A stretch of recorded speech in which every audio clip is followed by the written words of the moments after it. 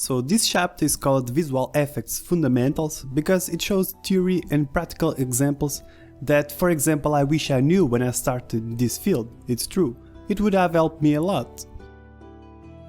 Here I'm going to show you the different types of effects there are in games and the principles of visual effects.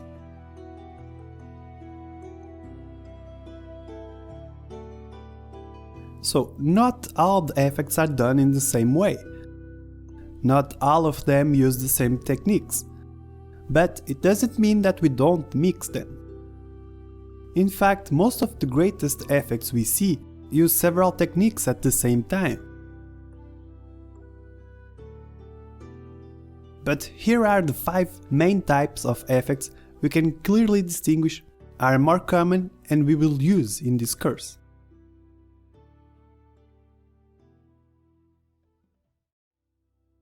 So one is the particles effects, which are effects that are only made of particle systems. This unique toon projectile package that I made is a good example.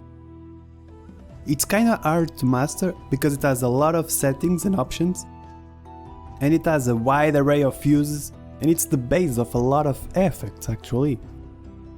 Particle systems play an important role in creating effects in games, and it's also where we are going to focus more of our time. Because once you understand the particle system very well, you are able to do a lot of effects. Many things are possible with particle systems. But in terms of particles effects, this type of effect uses the most basic shaders, mostly the additive and the alpha blended shader, and most of the times only billboards, which are essentially only quads, which is a square with 2 triangles. The most basic way to render something in a game. It's a primitive. But don't worry, we are going to see what all of this means. The second type are mesh effects, which involves mostly the use of 3D models that are previously done in a 3D software. They can have bones and even animations included. The example you are seeing is composed of a 3D model and animated sphinx, which then has a special shader applied. And besides this, it's also really useful to complement particle effects. And this quad that we have seen before is also a mesh, but it's a much simpler one that only has 2 triangles, and it's necessary to render anything. The meshes I'm talking about are more complex and require 3D software like Blender, which is the one that we are going to use. And if you never used it before, don't worry, I will walk you through.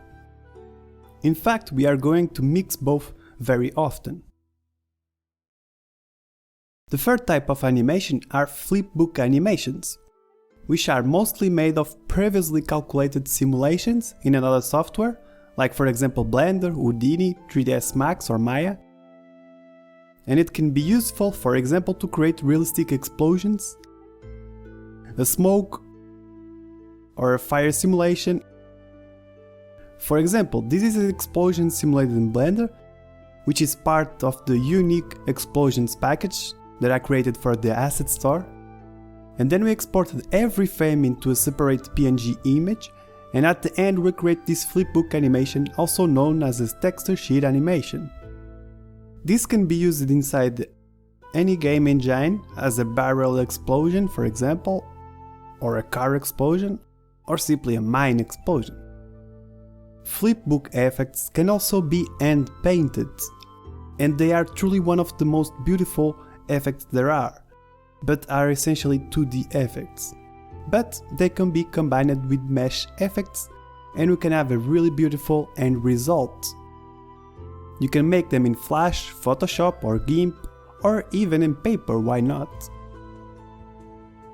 Besides flipbook simulations and hand-painted simulations, there are also animations made in After Effects.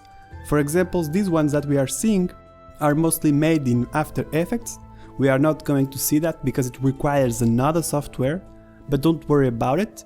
because you can still create amazing effects without this software. The fourth type are the shader effects, and it falls a bit more on the technical side, but it can have a lot of purpose and you can create an amount of amazing effects. For example, you can create water with shaders like this one. But you can also create an awesome portal effect. Or a laser. Or a fire. Or even blood.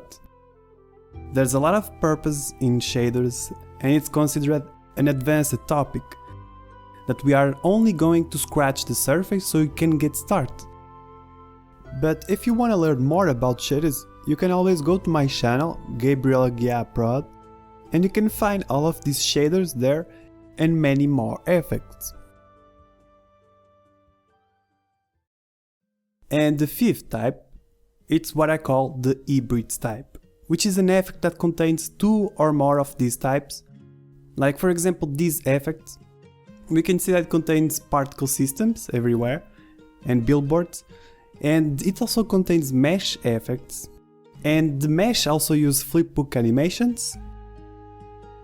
There is also hand-painted flipbook animations. There are shaders being used as well, and that's it. It's basically a combination of all the types that we have talked about. And of course there are more types, but they are not very often used or are really advanced types. And all of these types of effects share obligatorily two things in common, which are a shader and a mesh. It can be the most basic shader, like a particles additive shader, with the most basic mesh, a quad, with the most basic texture, which is a beam of light. And it's going to be our first exercise actually, because you are going to need this in your future. And that's basically how things work. In fact, all you see in your screen inside a game contains a mesh and a shader. That's how things work in computer graphics. And shaders are the very basis of all game effects.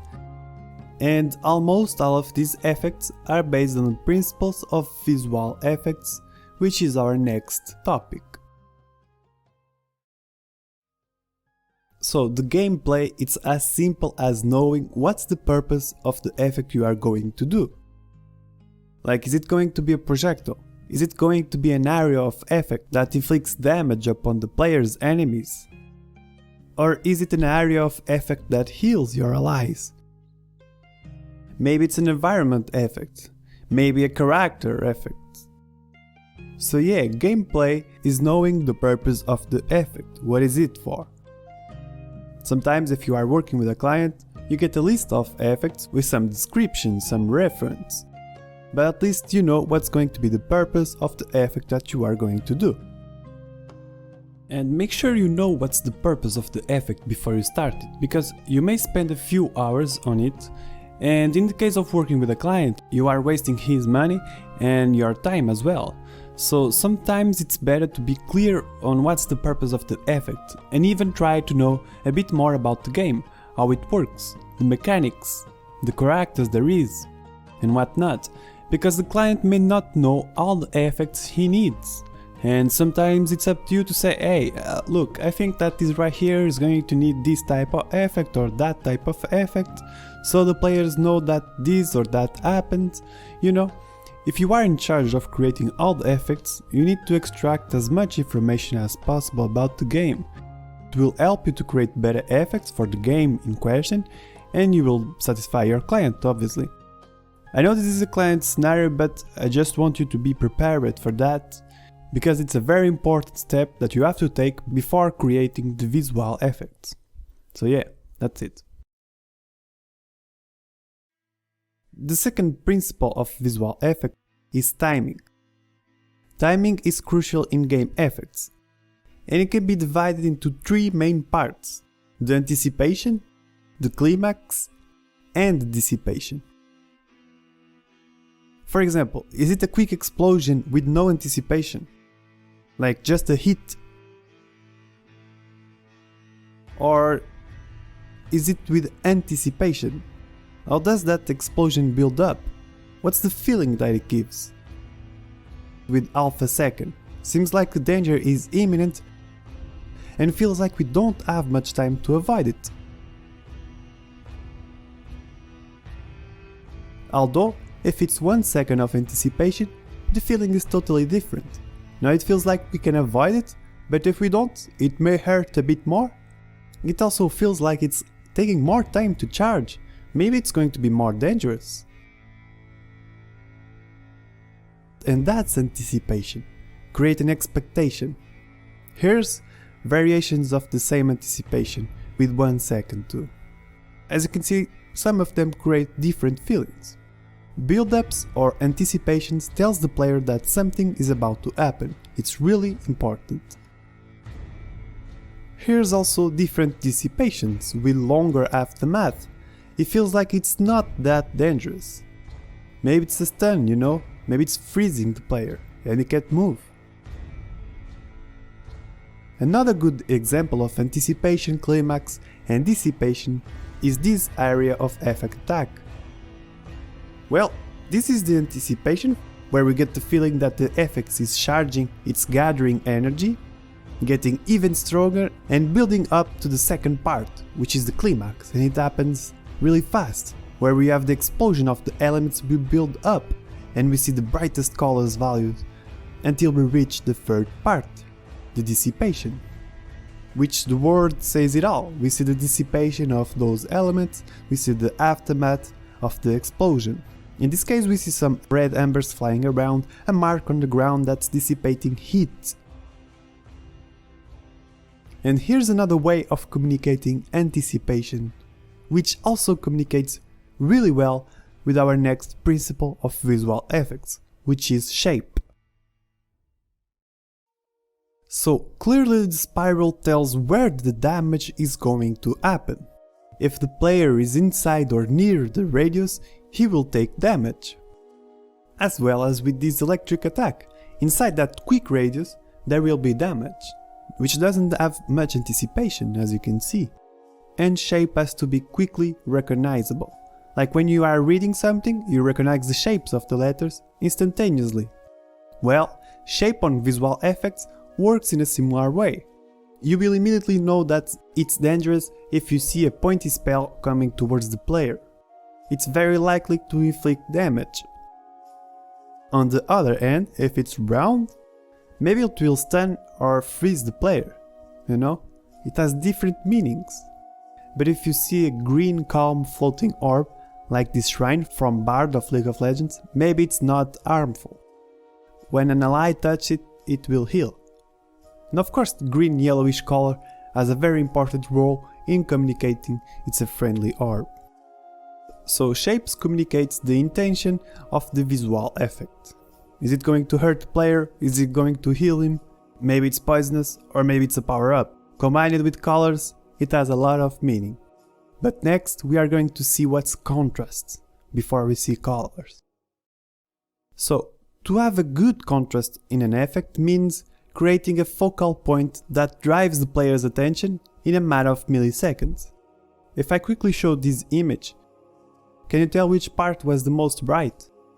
Well, it's the end of projectile, since it's the part that it's going to hit the player and he needs to pay more attention to that part so he can avoid it. The trail fades out so it doesn't interfere with the focal point. And there are a few ways to create contrast and create a focal point that drives the attention. For example, these blinking beams of light clearly grabs anyone's eye's attention. We are immediately driven to that point of light. As well as when you see this trail passing by, you will firstly focus on the front because it's brighter, so it naturally grabs your attention, and that's contrast. In some games, this is even used as a way of describing the importance of the character's ability. We clearly can see the first ones in the top are basic attacks, compared to the last ones which have a higher contrast and are the character's ultimate abilities. And you know it will inflict a lot more damage than the ones in the top. And if you look to the one in the middle, it's basically what we have seen with the projectile, the part that is more dangerous needs to have the player's attention, so you can avoid it. In conclusion, if we look at this gradient from white to black, if we put a black square in front of the white, we are creating higher contrast and higher focus. The same happens if we put a white square in front of a black area. So these are high contrast situations. Now these two squares are still creating a good contrast, not as pronounced as the other two, and that may be useful to create areas of less focus, abilities that are not so important. However, this square in the middle creates a really low contrast with the background, which therefore is a lower focus of attention. Maybe it's useful for some environment effects for something that doesn't require much of the player's attention. So in conclusion, the top and the bottom are higher focus of attention. And this is a good example of how contrast works, or how you can use it. This gradient can be really useful. And this may seem basic, but it plays an important role in what's good visual effect for a game. What's also very important is color palettes and themes, which is our next and last topic. As simple as one may think color is, it isn't. Don't get fooled by the fact that red may represent fire or blue is water. It's much more complex than that. For example, which one would you say it's water? I mean, one could argue that both color palettes could work as water, right? Well, what if I tell you that both are ice? Wouldn't those color palettes be okay to represent ice? Yes, one would say. So yeah, here's when things start to get a little tricky, because as you can see, both are very similar, both are blue. But now, if I add some flakes around this ice splash, we immediately identify it as such, and don't even think twice, right? It's obviously ice. Well, that's why sometimes it's really important to use elements like these, to make things clear to the player. Another example. Consider these two green color palettes. What's the first thing that comes to your mind? Nature, right? Both of these color palettes can be inserted in nature or jungle. Well, but maybe they can also be poison and radioactivity. Well, that would fit too. So what if I tell you that one represents the color palette of heal? Both could do that as well, right? So, as you can see once again, this is really hard sometimes and it gets really complicated by only using colors. But what if I do this? And then this? Now we can immediately assume that the top one is poison or radioactivity, even though they are both different things, and the bottom one is clearly a healing drop, don't you think? And if I switch this, well, now it's clearly nature, right? So yeah, the leaves, which is an element of nature, helps a lot. Well, this one is easy, right? The top one is strawberry, or maybe tomato sauce? Not sure anymore, right? And the bottom one is clearly fire, yeah? Well, not really. The one on top can pass as blood, and the one at the bottom can represent lava. I mean, can you see how complicated things can get with colors? Especially in visual effects when we are trying to represent different themes and skins. Oh boy, and we are not even mixing colors, we are only using linear palettes, you know? So what if I show you these two color palettes now? What do you assume they are? Let me show you the splashes, did it help? Well, what if I mentioned gold and honey? Which one would you assume it's what? Both can be one, right? Okay, so let's add the shine here and add some hexagons down here. And here we go, what do you say now? Much easier to identify it, right? Well, gold and honey are very similar, but the aspect they have in real world is what distinguishes them. But if you can't transpose the real world to the game, well, you will need to use elements like this. That's why once again it's important to use elements and shapes to make things more clear. So as you can see, color can have so many meanings, but combined with shapes the message gets more clear and we can give a better perception of what's the theme, what's the skin to the player. And these are only linear color palettes. They are still great and beautiful. But for example, when we are working in a game, sometimes there are skins and factions or teams. And there's a lot of color palettes, so we need more than only 4 colors. So let's look at a few more examples. For instance, these 2 color palettes are very similar to each other, right? But one uses more purple and the other one more blue.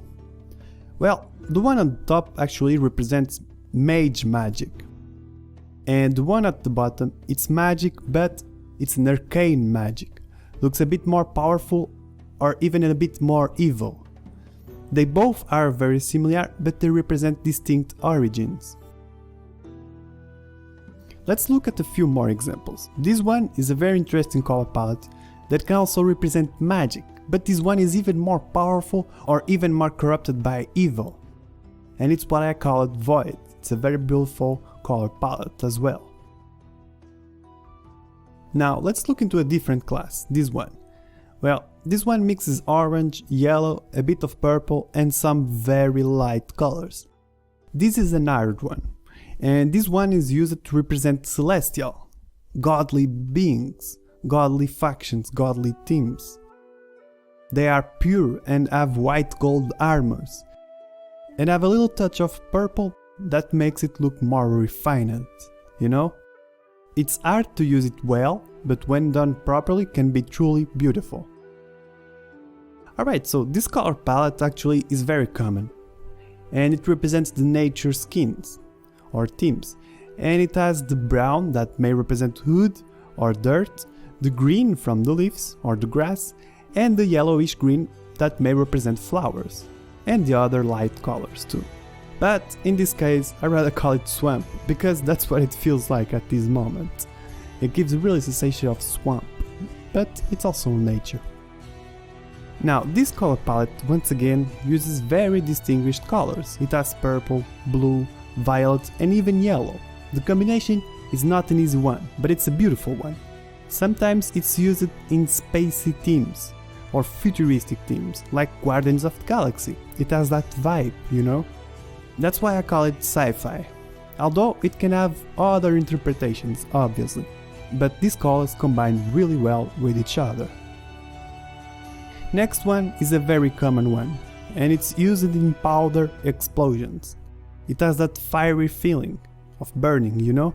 It's awesome for explosions, and it looks really cool in stylized games. And as you can see, the color palette has that dark brown, and it also contains the white color, almost white color. So yeah, big contrasts here. The last one that I want to show you, it's a very beautiful one, and it has dark and light blue, teal blue as well, and a bit of green too.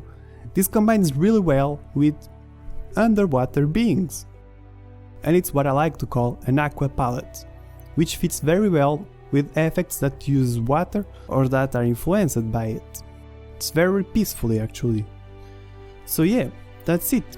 Color is a very deep topic, as you can see, and it's a very beautiful one. When you start creating color palettes, it's awesome. The combinations are almost infinite, and they can have very distinguished results. So you have to learn how to make proper use of them. But don't forget that they all have one thing in common for the effects to work well. They have contrasts. They have colors that contrast with each other. Don't forget that it goes from dark to light, and that's very important. Okay, so that's it for the visual effects fundamentals. You saw the type of effects there are, and most importantly, the visual effects principles, which are very important and needs to be applied in games to create pleasing effects. Our next topic will get us even closer to getting our hands dirty, but before that, we need to know what we are going to do. So let's see what's the pre-production all about.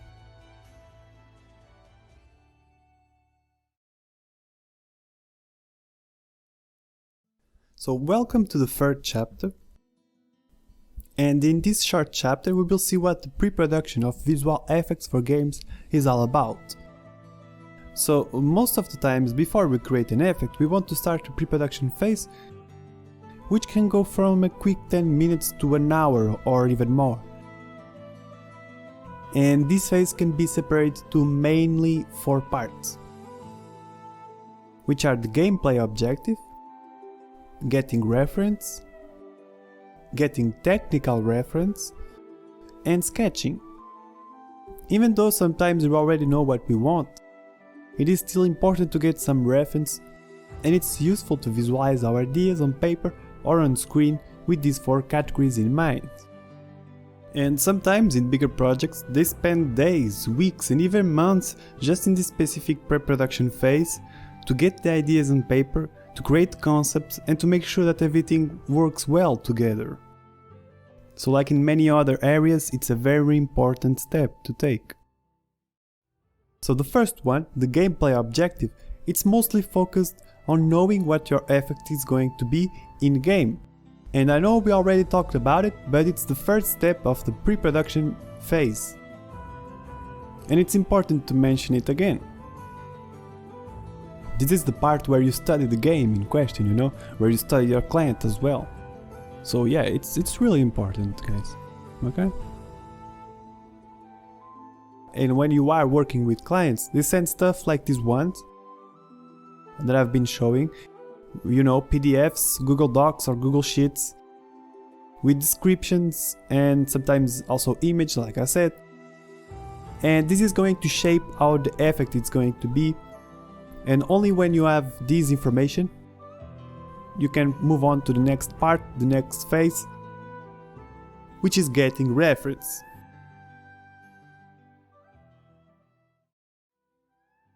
So getting reference is important. This is mostly focused on getting images and videos of something that you think it matches the effect you need to build. You can get it from games, from comics, even from manga. Anime is also a great source of content, and of course from movies, at least the idea. Sometimes if you are working with a client, they will provide some guidelines and reference, you know, and you will also have the art of the game, and you will have to adjust your effects to that art so it fits well. But anyway, there are a few good places where you can find amazing reference. For example, ArtStation, which is an artist showcase platform for games, movies and other media. It's a great place to find inspiration, even get in contact with artists if you want. The content varies a lot. It can go from show reels to breakdowns and even tutorials. It's an amazing place, and I even recommend you, if you haven't already, to create an account so you can start posting your portfolio as well. And I can already tell that some of my clients found me through this site, so it's a very important site, by the way. Another great place, especially for visual effects artists, is Real-Time VFX Forum, which is an amazing community of visual effects artists. I highly recommend it to you to check it out. It has a lot of useful information that people post, people that work in the industry, and you can get really cool support in case you have any questions, any doubts. Pinterest is also another great place for you to get reference on visual effects and many things actually. It's really easy and straightforward, and if you create an account you can pin any image or video you like to a board of game effects reference, for example, which is what I have done, and it's quite useful to get inspired and to accumulate visual effects with time. And lastly, YouTube and Google are obviously great places to get reference. You can check out my channel, my YouTube channel. There's a lot of visual effects and shaders there. So yeah, that's pretty much it. So after you know what you need to do, get some reference, you may need to do some technical research. And sometimes you are getting reference and also doing technical research at the same time. It can happen, because an interesting tutorial may appear, or you can find a good breakdown with good art. It inspires you and it teaches you how to do it. That's great stuff. And it's useful to understand how a certain technique works, or sometimes how specific art style is done. In case you don't find anything you are looking for, you can always go to Real-Time Visual Effects Forum, like I said, or you can come directly to me, send me an email, leave a comment on my YouTube channel, send me a tweet, or even a message on Facebook, and I will try my best to answer you. So after you know what's the purpose of your effect, and after you have got some image and videos as well, you may want to start doing some sketches, similar to these ones that we are seeing. You may even add timings, you may discover the best contrasts or colors and even elements or themes.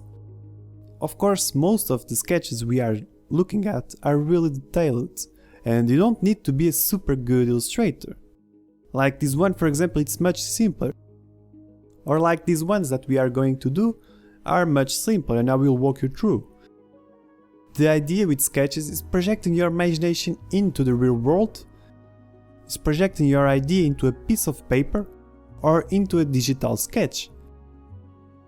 Fortunately, you don't need to be a pro illustrator, and I will show you later on what you need to create simple sketches to get the idea on paper or on screen. If you have a graphic table to help you draw in Photoshop or in GIMP, that's awesome. Otherwise, there is no problem, you can always use paper, which is a great technique to get ideas as well. So that's pretty much it for this chapter. I hope that I have taught you something new. This is very important steps that sometimes we need to take before creating an effect. And I hope you are ready for the next part, where we are going to set up Unity. We are going to set up your workspace, basically.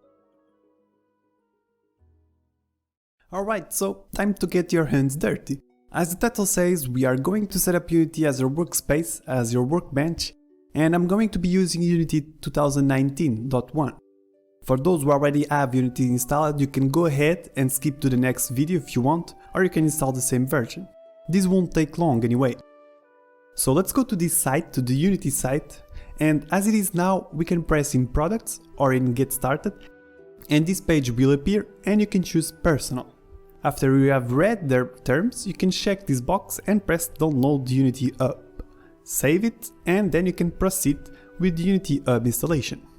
Alright, so this is Unity Hub, and it's a great tool to organize your projects and your Unity versions all in one place. Oh, and by the way, you may need to create your account in Unity, I'm not sure, but it shouldn't take you long anyway. Now, if we come here to the installs, yeah, you will notice I have a lot of versions installed, but don't worry about it. And we can come here to Official Releases button, where you can click and choose to install the same version I have or another one. And this Add Components panel will appear, and you will need at least Microsoft Visual Studio, and if you want you can install the Android package as well. And now you can proceed with the installation. So once you have Unity in your machine, we want to go ahead and create a new project. In the project name, you can put your name followed by underscore visual effects, VFX. I'm just gonna add underscore guide, and so I can distinguish it from my other projects. And then we can choose the Unity 2019.1 version, the one we just installed. Choose a location or leave it as it is, and in template you can choose high definition render pipeline. Alright, so your project will build, and once it's done you may want to change your layout. For example, I am used to have Unity set to a 2x3 layout, this one, but obviously you are free to use Unity the way you are more comfortable with. That's truly up to you. And lastly, let's come here into Gizmos, and we can turn off Show Grid, Selection Outline and Selection Wire as well. And you can also turn off or decrease the 3D icon size if you want. This can get really annoying when creating visual effects, so you can turn them off. So now that we have Unity set up and that we have created our empty project, I have decided to provide a simple package with a scene that will help you get started. It's attached to this lesson and you can go ahead and download it. To import it to Unity, you can come here to Assets and choose Import Package, or you can simply drag and drop directly to the project panel, like this. And then you can press the Import button down here. Once everything is imported in the Gabriel Aguiar Productions, let's open up the VFX scene right here in the scene folder. And as you can see, we have this simple backdrop with a basic brown material, apply it. And we also have this directional light, these two spotlights, the volume settings, and the main camera, which is missing some scripts at the moment, and we can easily fix that by opening the package manager in Windows. I'm gonna dock this panel right here. If you don't see this list, you can come up here and select all package. And now down here, if you scroll down here, you can install the post-processing package, which should be quick, and it's also a useful tool for a visual effects artist. Once it is installed, the scripts are no longer missing from the camera or from the volume settings as well. They were just some post-processing layers with this bloom profile that I created with just a little bit of bloom and a vignette and nothing really fancy.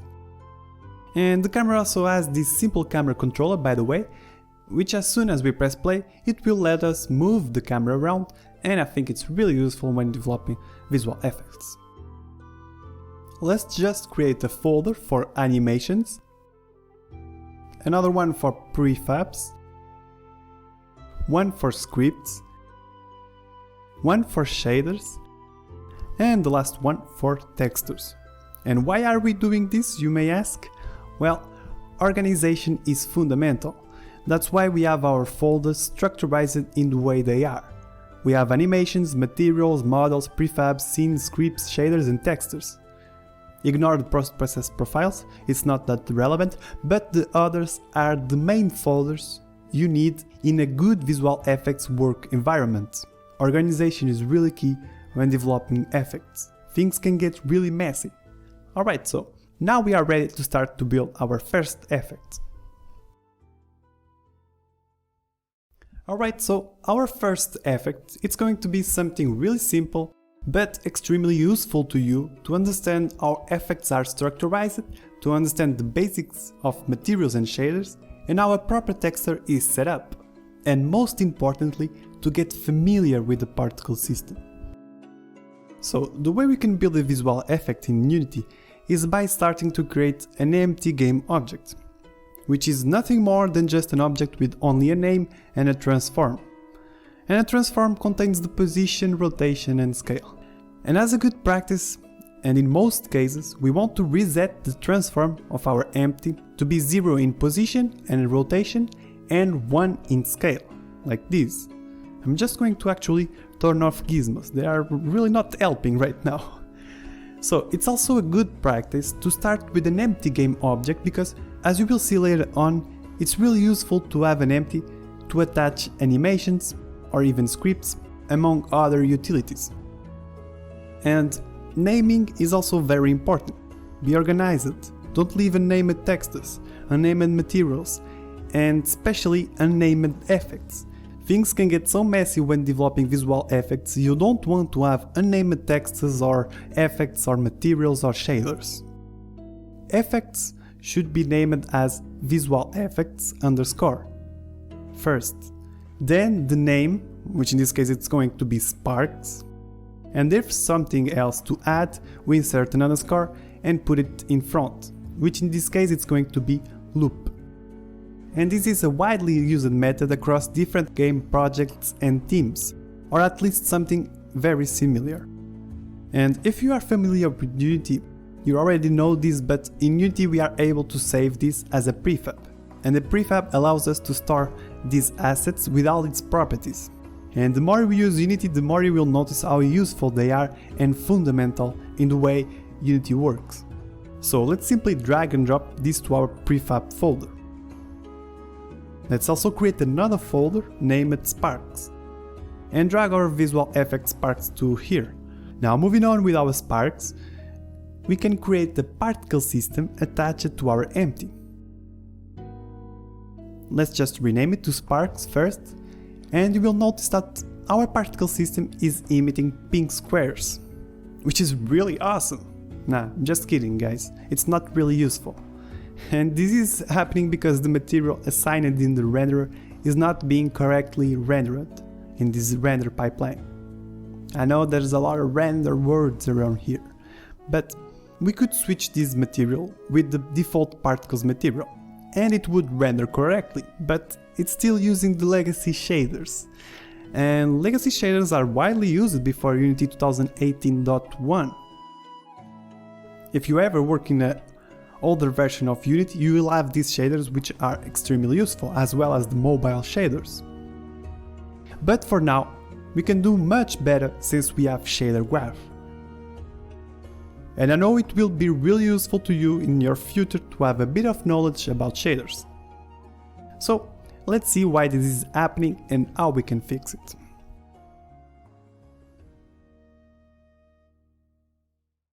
So since we are in the high definition render pipeline, we now have access to shader graph, which is a visual scripting tool that uses nodes, created by Unity to easily develop shaders. It's also available in the lightweight render pipeline, by the way. And we only need to come here to the package manager that we opened earlier. Now, if we scroll down here, we can install shader graph package. And once it is installed, we can go ahead with the right click and we can create inside our shader folder the first shader, which is an unlit graph, just like this. And an unlit shader is a shader that doesn't receive light information, it doesn't have shadows as well. And in terms of performance, it's very lightweight, which is good. And we can rename it to particle additive underscore HDR. And HDR stands for High Dynamic Range, which will be useful to control the intensity of our colors. Alright, so we can double click it to open or press this Open Shader Editor button. So this is shader graph, and you can move around by pressing mouse wheel down, and you can select the nodes with the left click mouse button, and you can zoom in and zoom out with the wheel as well. And here's also the properties panel, where we can add textures, colors, vectors, and other properties that will be available in the inspector. Down here is the preview, and if we right click, we can change the shape to a quad, which is more useful to us. And you can rotate the preview by holding mouse 1, you can zoom in and zoom out with the scroll wheel. So if we click in this cog icon, we have the settings that are useful, for example, to change the surface of our material. And do you think it's going to be an opaque surface or a transparent one? Which one do you think is useful for visual effects? Well, it's the transparent one. Opaque surfaces are mostly used to create materials such as wood, stone, iron, you know, something that we cannot see through. And the blend mode is how this shader or material is going to blend with what's behind. And for now we are going to choose additive, but I will show you later on what the other blender modes do, basically. And the two-sided option, which we want to turn on, will enable the mesh to be seen not only from the front but also from the back. And if I rotate our preview, now it's visible from both sides. Alright, so this was a short introduction to shader graph, and we now need to add two properties to our shader. The first one is a texture 2D that we can rename to main texture, and this property will be useful to us so we can assign a texture in the inspector. And textures are extremely important when creating visual effects for games. That's what will give it that certain art style, you know? And the second property is the color, which I'm going to drag up here. You are free to organize your shader properties the way you want, by the way. Let's also change the color mode to HDR. And now if we click here in the color, we can choose a white color with full opacity, or in other words with alpha set to maximum, or even in other words it's no transparency. And HDR enables us to control the intensity, which we will see how it behaves in the inspector in just a few moments, but for now let's leave it at 0. Now we can drag and drop the color in our material to around here. So this texture property is only a reference to a texture, which means we need a sample texture 2D node. And we can press spacebar to search it. And now we are able to connect the main texture to this node, just like this. And we don't see nothing because we don't have any texture assigned. So let's assign a new texture by clicking here And if we type default, we can choose this default particle, which probably everyone has on their new project. If you don't have one, don't worry, I will show you in a few moments how to create one. And yeah, you may think, oh, now we can connect the color to the color input, and that's it? Yeah, we could, but we would only have control over the color. Basically, our texture property will be useless. So the way we go around this is by using a multiply node that will multiply the texture with the color. And now we can connect it to the color input of the Unlit master.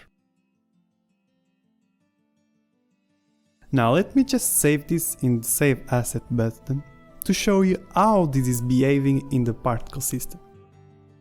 So, first thing is that we cannot assign shaders directly to our particle system, but we can assign materials. And a material is nothing more than an instance of a shader. If you change the shader, you change the material. And shaders can also have several material instances. It's simple, you will see. Let's create a material by pressing right click in our new particle additive HDR. We are basically creating a new instance. And then we can choose material right here, by the way. And we can rename it according to the texture it will have, which in this case it's the default particle underscore HDR, which I will change this in a moment, by the way. And as you can see, it has the color and the texture we created. In our particle system now, if we go down here to our renderer, we can drag and drop the new material we just created. And now it renders all squares, because we need to reassign our default particle as the main texture, which we can do down here. And if we wanted to control the color of our shader, we could actually do it right here, and it would work well. But if we wanted to control the transparency or the alpha, nothing would happen. However, we are developing effects, and we don't really use this color from the shader that much. Sometimes we use it, but only in specific cases. In our case, we want to control the color with our particle system. If we come here to the start color and change to another color, nothing would happen. And why this is happening, you may wonder. Well, this is happening because our shade is not taking in consideration any external color sources. So let's go back to Unity Shader Graph to fix this, and we can fix it by creating a vertex color node, which is nothing more than a node that will give us access to the mesh vertex color values.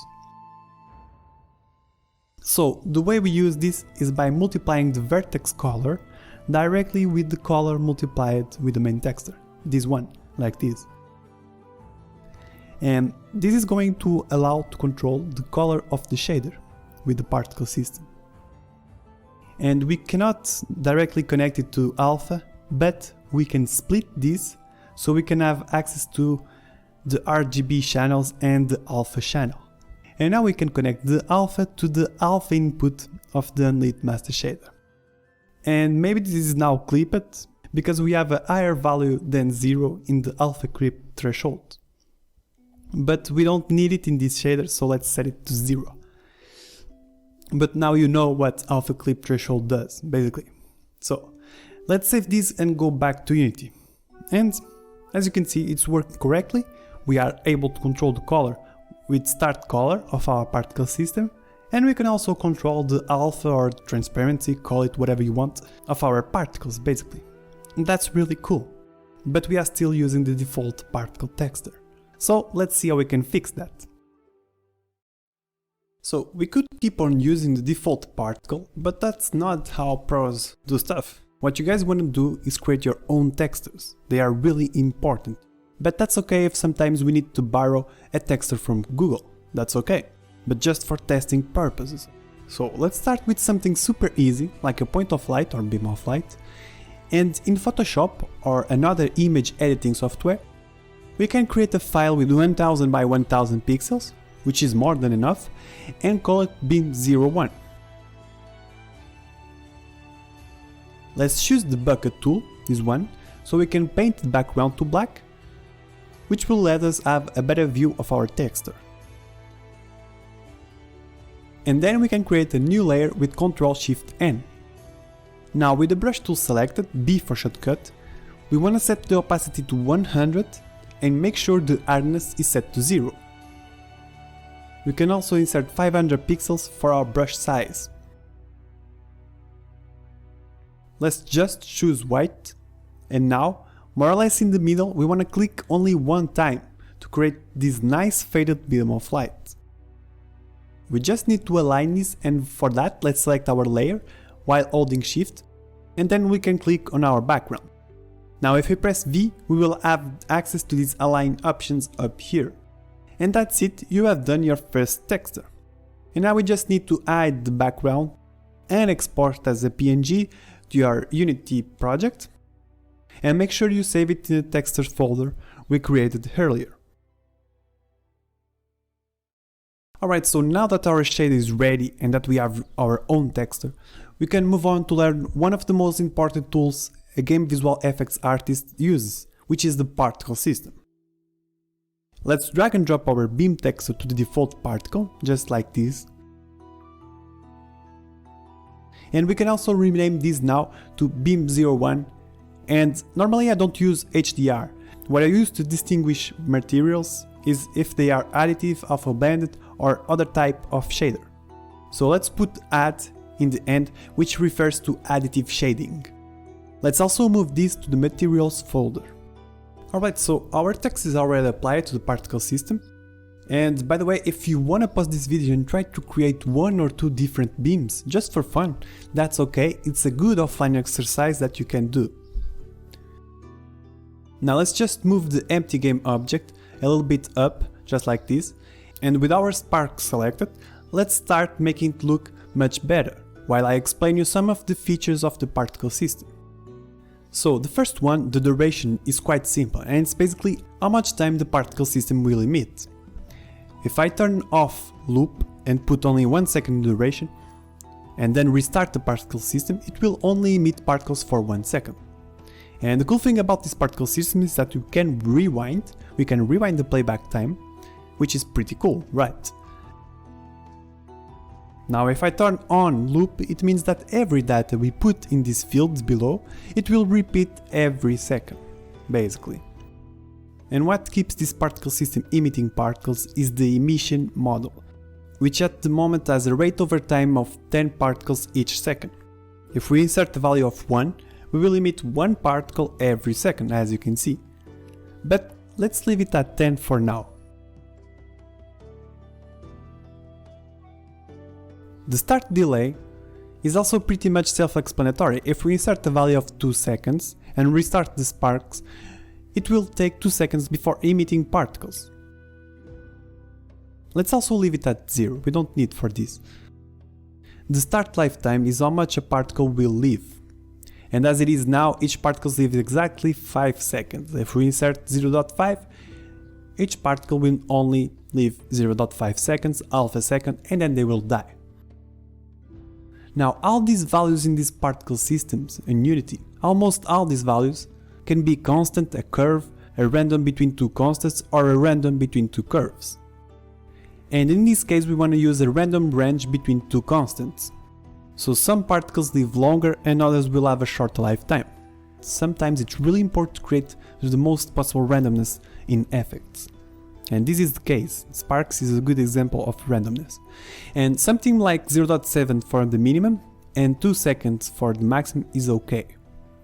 Just remember that diversity is good. Okay? So the start speed is how much speed each particle has. They currently have 5 of start speed, and we also want to choose random between two constants, so some move slower and others move faster. Something between 1 and 15 for now should be fine. You can test different values, of course, you can always test different values, guys. That's really important. Now the current start size is too big for sparks. Let's make it random between 0.1 and 0.3 for now. They need to be really small. And we will also see this rotation stuff later. Now let's come down here to the shape model. And as you can see, as soon as we open it, we can see the shape of the particle system is using to emit particles. There are other shapes beside cone, but we will see them later on. Let's focus on the cone. Now, if you are curious, you can pause this video and of course have a quick check. For sparks, the radius is too big. We want to decrease this maybe to around 0.1, 0.15. Here we can also control the angle at which it emits particles. We can make it bigger or even really small, and it goes in a straight line, as you can see. But for sparks we want to make it something around 20. And of course guys, if you want to keep testing these values out, don't hesitate, it's a better way to learn. If you want to pause and test values, it's okay. And yeah, down here there's a lot of stuff, but we will see that later on. Or at least we will see most of the stuff, of course. Let's close the shape model and come down here to the renderer. The renderer model is where we control all the particles in render. We have already gave it the material, and now we can control how they are rendered. So the render mode is in billboard mode, which is nothing more than even quad, like we have seen.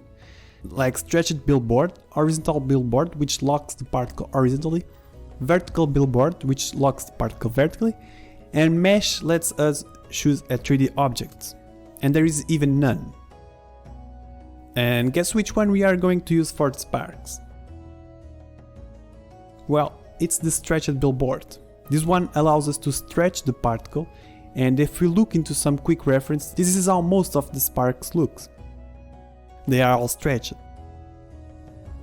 Now, if we increase the speed scale to 1, it will stretch too much, even with length scale set to 1. And normally we want to play only with one of these values, with speed scale. I just wanted to show that both are very similar. Now let's set max particle size to 3, and this is not a perfect example to show what this does, but this will let the camera get closer to the particle system without shrinking the particles. Anyway, moving on, let me just rotate this minus 90 degrees in the y-axis. Let me just also shrink a bit the start size to 0.05 and 0.2. I think they were a little bit too big in my opinion. Alright, so as you can see, our sparks are floating around and are going away like it was nothing, and we need to make them go down. And for that we use the gravity field we have here, and we can insert 1. And the particles will start immediately falling down. But they are not colliding with the ground, as you can see. But fortunately we have the collision model, which we can turn on. And we can also turn on or turn off visualize bounds, which will hide or show this sphere around our particles, which is basically a sphere collider. And here in collision type, let's switch to roll so it can collide with objects. However, there's still nothing happening, our sparks are still falling through the ground and not colliding with it. And that's because the ground itself doesn't have any collider. And I left it like this to show that collision of the particle system only works if the objects have a collider. So let's quickly add one collider to the backdrop. We can search for a box collider here. And we need to resize it to only be in the ground. And you can copy my values, these are my final values. You can go ahead and copy them just to make things easier. Back to our sparks, they are now collided with the ground, which is looking awesome and it's nice. It has a really nice motion. And for example, if we increase the bounce, they would jump farther away.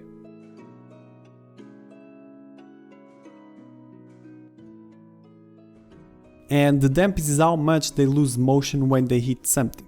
So a value of 1 in the damp immediately stops our particles.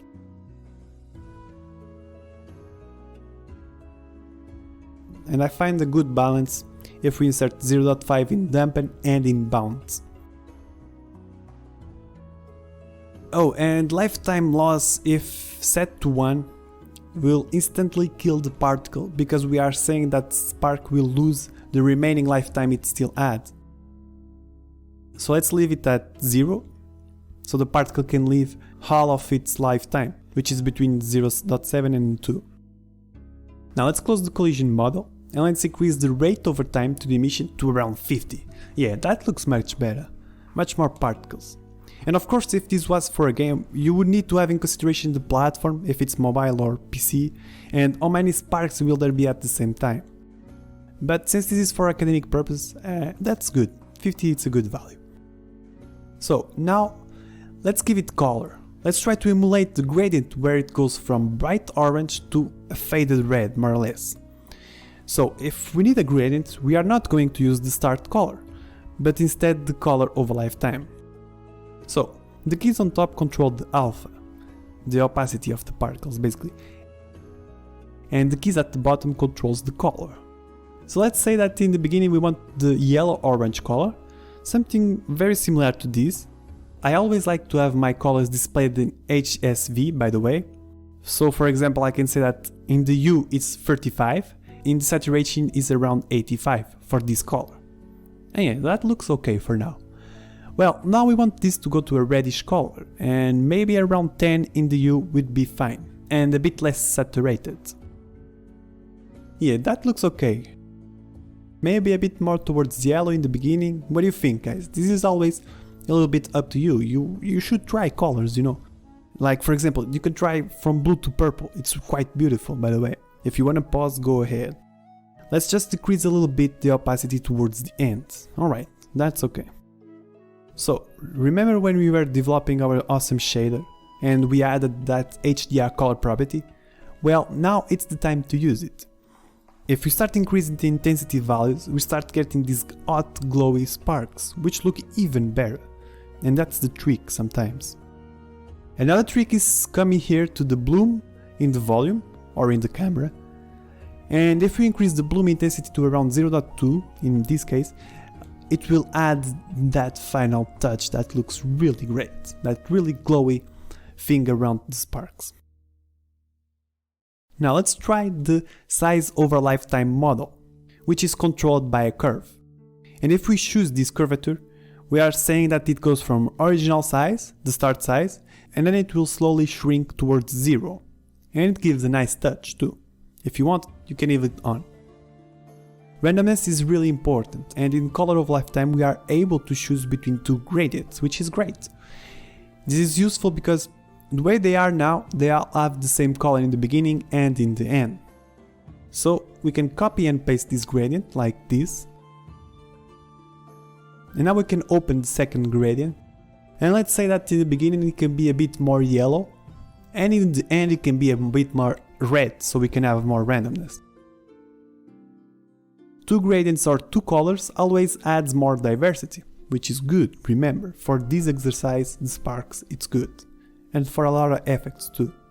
Now, just so you know, the pre-warm, if it's off, it means that when we start the particle system, it will gradually start spawning particles until it's spawning 50 particles a second in this case.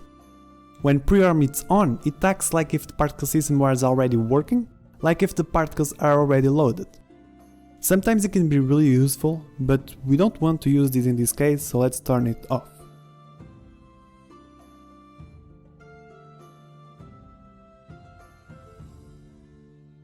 Alright, so now, one last thing, if we try to move this around, the sparks will always follow along, as you can see, and that's not how sparks work. And this is only happening because we are saying that our simulation space is set to local, instead of world. And now if we move this, the particle system will start to leave sparks behind, and this looks much better. Sometimes it's truly useful to know this difference.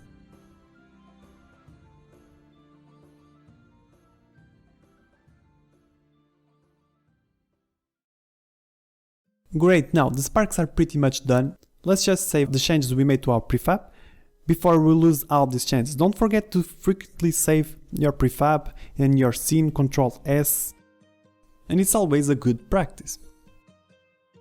Alright, now with this material and this texture we can still spice up our sparks a little bit. And we can do it by simply duplicating the sparks and rename it to beam. If we look into our reference, we are going to recreate this beam of light, as you can see, more or less. I'm not going to make it white-blue, for example, but if you want to try, it's completely fine. You only need to change the color afterwards. So, the most important changes we need to make is the start lifetime, which is going to be much shorter than the sparks, because it's going to blink really fast, something between 0.2 and 0.5. And we don't want the beam to move, right? So let's set the start speed to 0. And we also want this to be a little bit bigger than the sparks, so let's make it around 0.5 and 0.7. And gravity will make this move, so let's set it to 0 too. We don't want the beam to move. That's why we also want this to be in local simulation space. In case the sparks are moving, we want the beam to always follow the movement, because they are like the source of the sparks. In rate over time, we want to use less, something like 5 particles a second should be fine. We can turn off shape because, like I said, we always want this to be in the same place. And for now, let's turn off color and size of a lifetime, as well as collision. Now let's change this from stretchable billboard to board, which is always going to be a perfect quad, unless we change it in 3D start size, but we will see that in a moment. Now if we play this, here we go, we have this blinking point of light. Now we can do a few things like add color to this, for example, and we only need to turn on color of lifetime, and we still have the same grains that we have used in sparks because we duplicated this, which are fine by now. Like I said, if you want to try other colors, that's fine. Now let's turn on size of a lifetime and let's create our own curve. It's very important that you make custom curves, since most of the timing and the shape of effects comes from this model. So let's make this wobble a little bit, and we can choose the flat line. And now with the right click mouse, we can add a key around here. Let's move it down and add another key and move it up. And we can keep going on until we have something very similar to this. And this will add just a little bit of detail to our beam. Alright, so now to see the sparks and the beam in action at the same time, we can select both with shift. And yeah, okay, let's just move the sparks a little bit. They seem like they are coming from behind of the beam. And here we go. The beam may seem a little bit small, but we are going to add another particle system. But first, let's save this and apply these changes to the prefab. So now let's again duplicate the beam, just to show you how many things we can do with only one material and one texture, which is great. Let's call this one shiny or raise. For this one, we are going to make the start lifetime last just a little bit longer, between 0.3 and 0.6. And this time we are going to use the 3D start size, like I said before. It will allow us to control how much the particle will stretch. And the Z can be left at 1 or 0, it doesn't matter since this is a quad and it's 2D. Now if we stretch in the X and make it shorter in the Y, something like 2.5 and 0.1 respectively, we get this thin line. And if we use the start rotation to make it random between two constants, with values between 360 and minus 360, so it rotates clockwise and counterclockwise, so we can have more randomness, we get this line being rotated anywhere totally random. And by the way, the flip rotation, it will add a chance of flipping the particle in the opposite rotation. Now let's also add some randomness to the 3D start size by making random between 0.25 and 0.1 in the y-axis and 2.5 and 1 in the x. Alright, so now we are starting to see where this is going, and we just need to increase the rate over time to around 15, more or less, and we get these nice shiny rays. So final touches are about color. You can either leave this as it is, or we can use only one gradient. And if we do so, we can push this key to more or less to the middle and create another one in the beginning, but with the alpha set to 0. So it fades in and then it fades out. Now let's make both of the keys white, because we want to use the start color instead. And we want to use two start colors like this. The first one is going to be for the light orange with low opacity. And the other one is a darker orange, but we are going to leave it almost white, which will give the sensation that this is really hot, you know. And yeah, that's looking much better now. Let's just make them shrink over time and use a curve like this one. And now if we select the three particle systems, we can see how this is going, how they are working together. And yeah, what do you think? I believe it's looking quite interesting, since we are only using one texture and one material.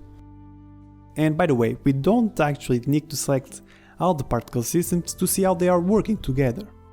But first let's just save the changes to the prefab. And then if we enter in the prefab, we can actually parent the sparks and the shiny to the beam, just by dragging them like this. And now we can easily watch them work together only by selecting the beam, which is a parent, and this is really useful instead of selecting every particle system. Alright, so one last thing that I want to show you is in the emission model. For example, instead of using rate over time, we could use rate over speed. The big difference is that now it only emits if the particle system is moving, and it emits particles according to the speed at which is moving. This can be really useful if we are creating a projectile or something that's moving, like a vehicle, an aircraft, etc, etc. So that's basically it. Now, just to show you a quick way of transforming these sparks into a heat, like something really fast hit a piece of metal, for example, we can duplicate our sparks loop, name it sparks heat, and let's create a prefab out of this by dragging and dropping to the sparks folder, and say it's an original prefab. Alright, so now we want the opposite of what we are doing. For example, we can select these three particle systems and say we don't want this to loop. Right guys? Because it's going to be a hit, it's only going to play one time. And we also don't want rate over time. And now nothing emits from the particle system, because we are going to use a burst. So in the beam we can say we want one burst with one particle by clicking in this plus sign. And here we can also choose the time at which it emits the particle, the interval, and even the probability of emitting that particle. But let's leave it as it is now. Now we have one beam that only emits one time. Great, and it's not fading away. It simply disappears. We only want one gradient in the color of a lifetime, and that gradient goes from full opaque to completely transparent. And we can also delete the last key, by the way. Alright, cool, now it fades away. But we still have this wobble going around. And now in size of a lifetime, let's choose one of these curves right here. And now it looks much better, it looks good, it fades away and it shrinks away. But it's still a bit too bright in my opinion, and we can control that in start color by decreasing the alpha basically. Alright, now we can use a constant in the start size with around 2. Let's also only use a constant of 0.4 in the start lifetime, so it's going to be quick. Okay, so for the sparks, we can use one burst with, 30 is fine, okay. Looks good. Let's just rotate it minus 90 degrees in the x-axis, so the sparks face up.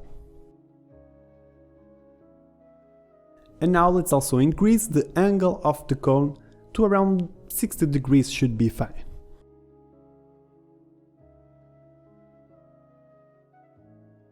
And the start lifetime is fine, but I'm still gonna make the sparks last a bit less, something between 0.5 and 1.5. Now for the shiny rays, let's also add a burst, but with 10 for the count. We also need to change the color gradient because we want the rays to go from full opaque to transparent, basically, like this.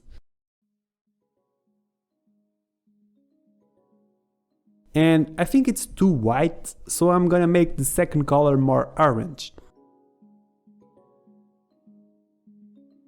Alright, okay, looks better. We can also increase the size of the rays to 3.5 in X, and maybe also have a shorter lifetime, something between 0.2 and 0.4. Since this is going to be quick, it's going to be an impact. Alright guys, so one of the last things we can do is add a flash of light by simply duplicating the beam and then erasing its child like this. Rename it to flash, for example, and this is going to be really fast. So 0.2 for lifetime is a good value to create a good impact. And it's going to be a big flash, like 6 for the start size, should be enough. Lastly, let's make it fairly visible with only 5 in the alpha of the start color. It looks great, it has an impact, and that's fine. Let's parent to the beam so we can see everything working together. And now it's really cool, it adds that punchy feeling, you know, like something fast hit a piece of metal. And yeah, alright, we have some pretty cool sparks done. And we have also seen several important features of the particle system. We also created our first shader, we saw how the effects should be structured in Unity, and we made some looping sparks and the heat sparks, which actually look really interesting. It's not that bad, since we are only using one shader and one texture. So now let's make some quick experiments with different colors and have a better look on how they can transpose different sensations and feelings. So the cool thing is that we can quickly create some color variations of these and we can get some totally different feelings. For example, let's start with Sparks Loop. If we duplicate it, we can now, for example, come here to the gradient of the beam and start to create a green version like this, where we will have a darker green at the end and the lime green in the beginning. And that's it. And now we can leave the other gradient as it is, because they will complement each other very well, you will see. Now we can copy this gradient and paste it to the sparks, the first gradient, and we start to see the green touch. It could look like something that we could use in a jungle scenario, maybe. Anyway, for the shine we only need to choose a green color for the second start color and that's it. Alright, so it's as simple as this. And let's just save this as a new prefab, an original one. Now let's also create another one. We can easily create a blue loop spark too. Maybe this key can be a darker blue, like this, and the first key can be a light blue. Maybe a darker blue after all. Yeah, looking good. Let's just copy this and paste it to the sparks color over lifetime. And we can already start perceiving that this gives a really different feeling. To me it looks like something that would fit well a sci-fi game or a futuristic kind of game. Something along those lines. Let's just save this as a prefab and also do the same for the sparks it. We can drag the prefab and add green in front and then also save this as a prefab so we don't mess the original one. All we gotta do now is copy the gradients. So yeah, the beam only has one gradient, okay, but we can add another one. No problem. We just need to make sure that the end is transparent. Then we can paste it to the sparks. And in Shiny we simply need to change the start color to something more like this. And the flash can have green at the end as well on the gradients. Yeah, looking good. It gives it a really nice sensation by just mixing two colors. I think it's awesome. But let's save the changes to the prefab. And now you know the drill, we can do the same. We can duplicate the green one and rename it to blue, save it as an original prefab before we start making the modifications. And you know, it's the same idea now, so you can copy the gradients, make some adjustments, don't make sure it's transparent at the end, and I'm gonna fast forward this. The idea with this little experiment is to show you how colors can combine really well with each other and give totally different sensations. And that sometimes it may seem like it doesn't make sense if you look into the real world, but these are games that we are working on. Sometimes some blue sparks will look really well in a sci-fi space game, why not? And maybe the green one would fit perfectly, a plane that crashed in the jungle, think about it. So yeah, don't always stick to two colors that you think would look good because you saw it in reality, but instead make experiments, try different things. Color is really important and gives really nice sensations. So that was just a little experiment to show you how color is awesome. Now our next step is to create a more complex effect, an area of effect attack. Get some reference, do a quick sketch and see how the anticipation, climax and dissipation can be done. as well as a few more things, obviously. So I hope to see you in the next chapter. Alright, so welcome to this new chapter, the area of effects, where we are going to create a much more complex effect. And this time we want to have a better look at some reference, since it's a more elaborate effect. So let's start by going to Pinterest, for example, and simply type game effects. And it's really cool because you can quickly see a bunch of reference, and if there's something you like, you can create an account and pin it to a board of game effects reference, for example. And for instance, I have this board of reference where with time I start pinning ideas that I really like it and reference that I thought they may help me for what I was doing at the time. And for the effect we are going to do, I focus on these images and videos around here. So basically, we are going to create something vertical that starts concentrating energy in a certain area and then inflicts damage upon that area with a big impact. And then we will have a fall off, an aftermath, a dissipation. So yeah, these are good reference and this is the basic idea. Now we can also come here to ArtStation, and if you do the same research, game effects, you will get a very broad result, of course. But if you see something that pleases you, you can leave a like, and if you have an account, which I totally advise you to create one, you can come here and also see everything you like. And for example, I left a like in these artworks here around here when I was researching reference for the effects that we are going to do. And once again, I focus on the same ideas like area of effect, vertical attack, concentrating energy and then a big impact, which they all have in common. Alright, that's cool.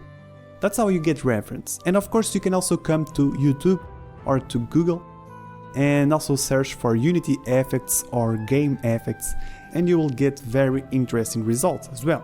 It's very important that you see a lot of effects, that you have a lot of reference, but don't simply copy everything, okay? Just use it for academic purpose. Alright, so for now, we got some good reference from Pinterest and ArtStation, and we can move on to our next step, which is creating a quick and simple sketch so we can visualize our idea.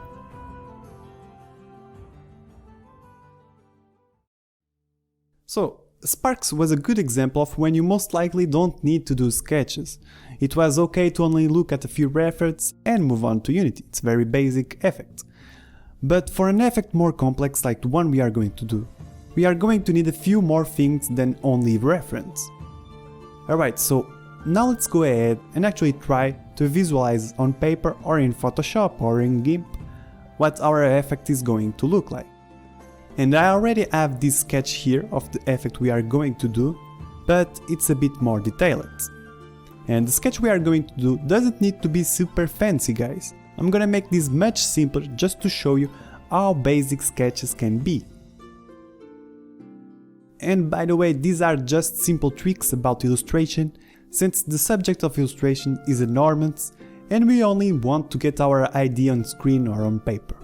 So like I said, I'm going to use Photoshop with a graphic table, but it's fine if you don't have one and if you want to follow along with paper. We can start by creating a new file in Photoshop or GIMP with 1920 by 1080, which should be enough, or you can use the size that I got, which is actually the resolution of my two monitors. We can call it Sketch01, in my case it's going to be Sketch02, and then underscore AOE, which means area of effects. And now we can paint the background with the bucket tool, this tool right here, and down here let's choose a light gray. I like to use light gray from time to time, similar to this one. Alright, so let's create a new layer with Ctrl-Shift-N in Photoshop. And now you can press B to select the brush tool, and if we come up here, let's set our opacity to around 35 to 50, it depends on what you like, and the brush size can be between 1 and 3, whatever you feel more comfortable with. And make sure the hardness is at the minimum, which is 0%, so it's a smooth brush.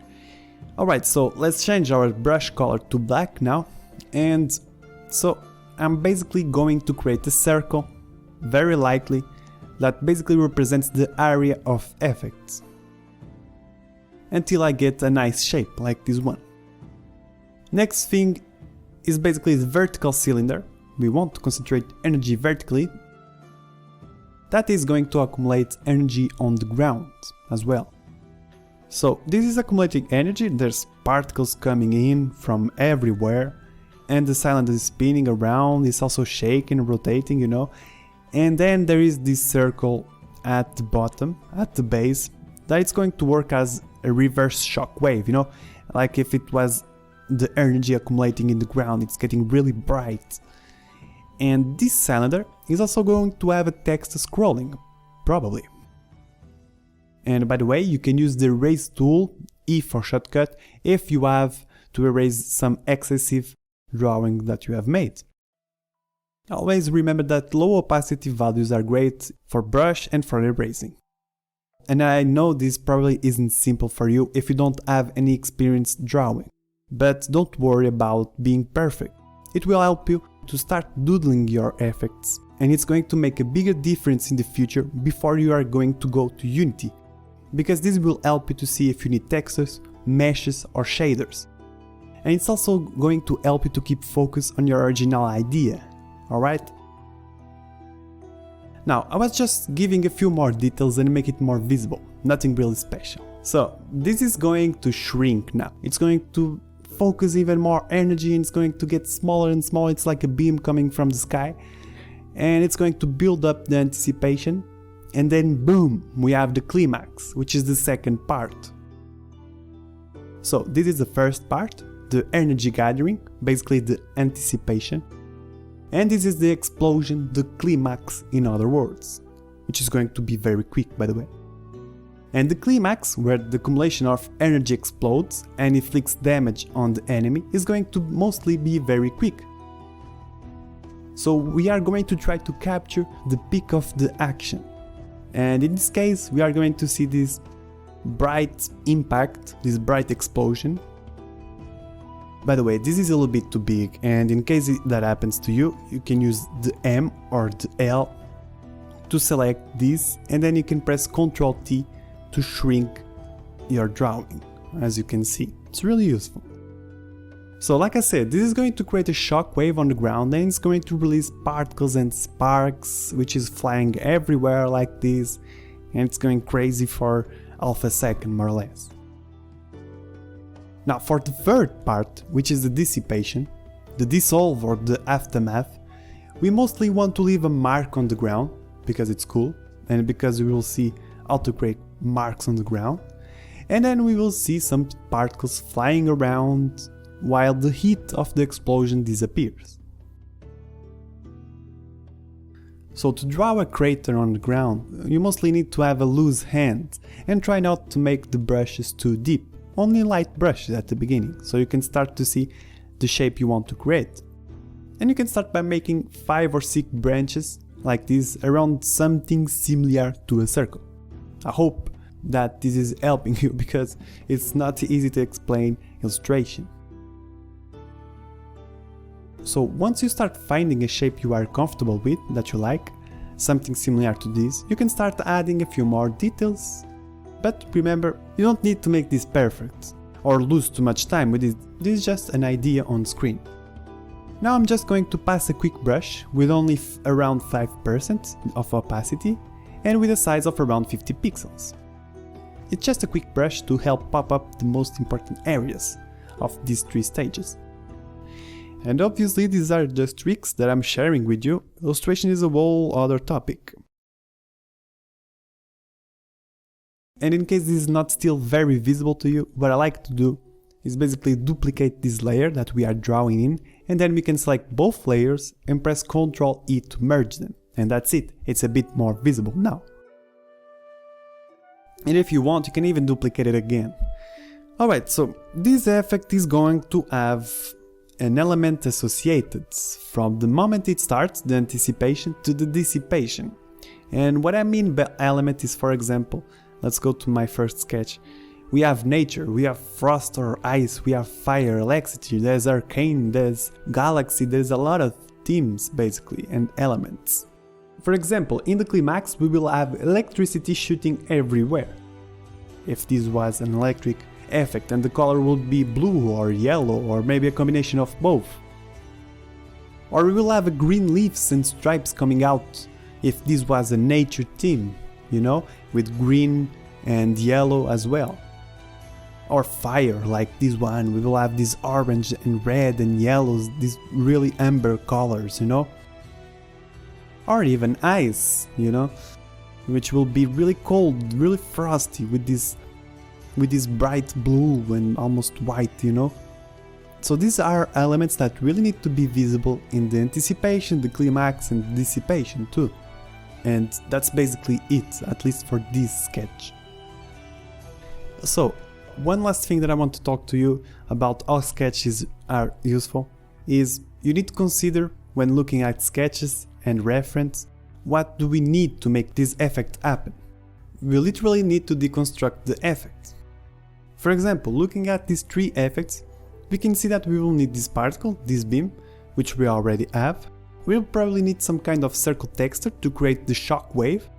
There's also this brighter circle at the base of this cylinder. And yeah, there's this cylinder, which is a 3D object that we are going to need to create and also apply a texture. There's also these stripes, which are 3D objects, and they also have another texture. And then there's this mark or this crack on the ground too. And a few more things, obviously. What matters is that you start perceiving what is the elements that you need to create the effect, what is the textures, the meshes, you know? That's really important. And try to train your eye every time you are playing a game. Try to see what they use it to make the effect. It's really a good exercise. So, let's move on to Unity and apply all of this that we have been talking about.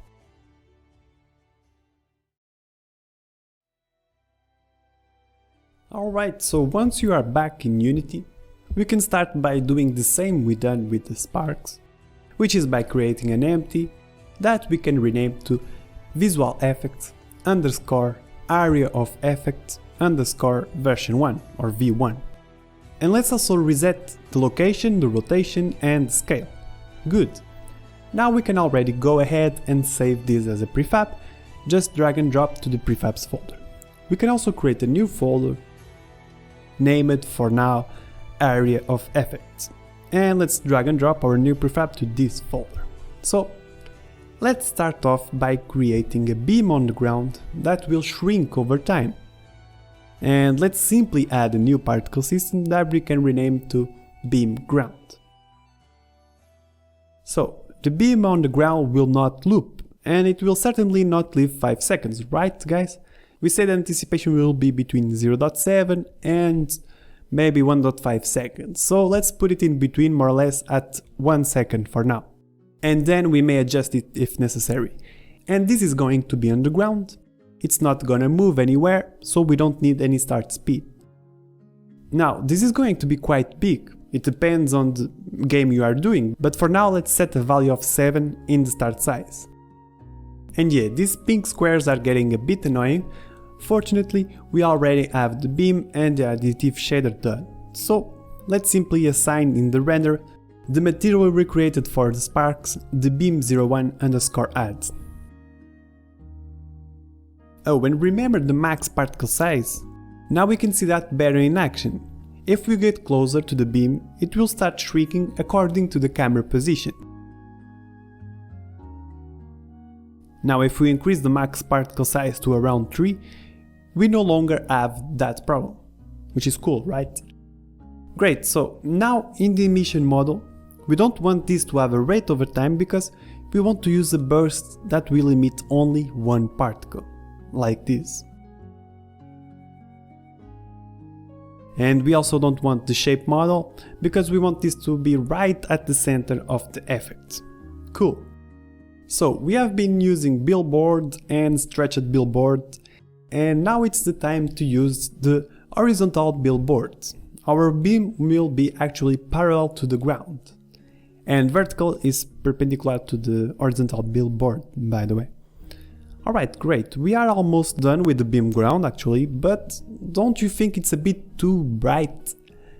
Yeah, that's what I thought. Let's decrease the opacity to around 50, maybe even lower if you want. Now let's make it fade in, which is what we want in this case, because it's accumulating energy, right? So in Color of a Lifetime, we can actually set the alpha to 0 on the first key, like this, but we want to go fully visible a little bit before the lifetime ends of the particle, more or less around 90%. And then we can add another key so it fades out completely. And this is how it looks now. It fades in, but it doesn't disappear out of nowhere. It simply quickly fades away instead, which is better. So now what we need is to actually make this shrink over time. And for that we are going to use the size over lifetime model, which will let us choose a curve similar to this one, but let's not make it shrink completely until it disappears. Let's push this key a little bit up. Alright, and now with these two tricks, the color and the size of a lifetime, we are starting to give the sensation that this is building up to something. But we are still missing a few things, obviously. Like these particles around here going basically in.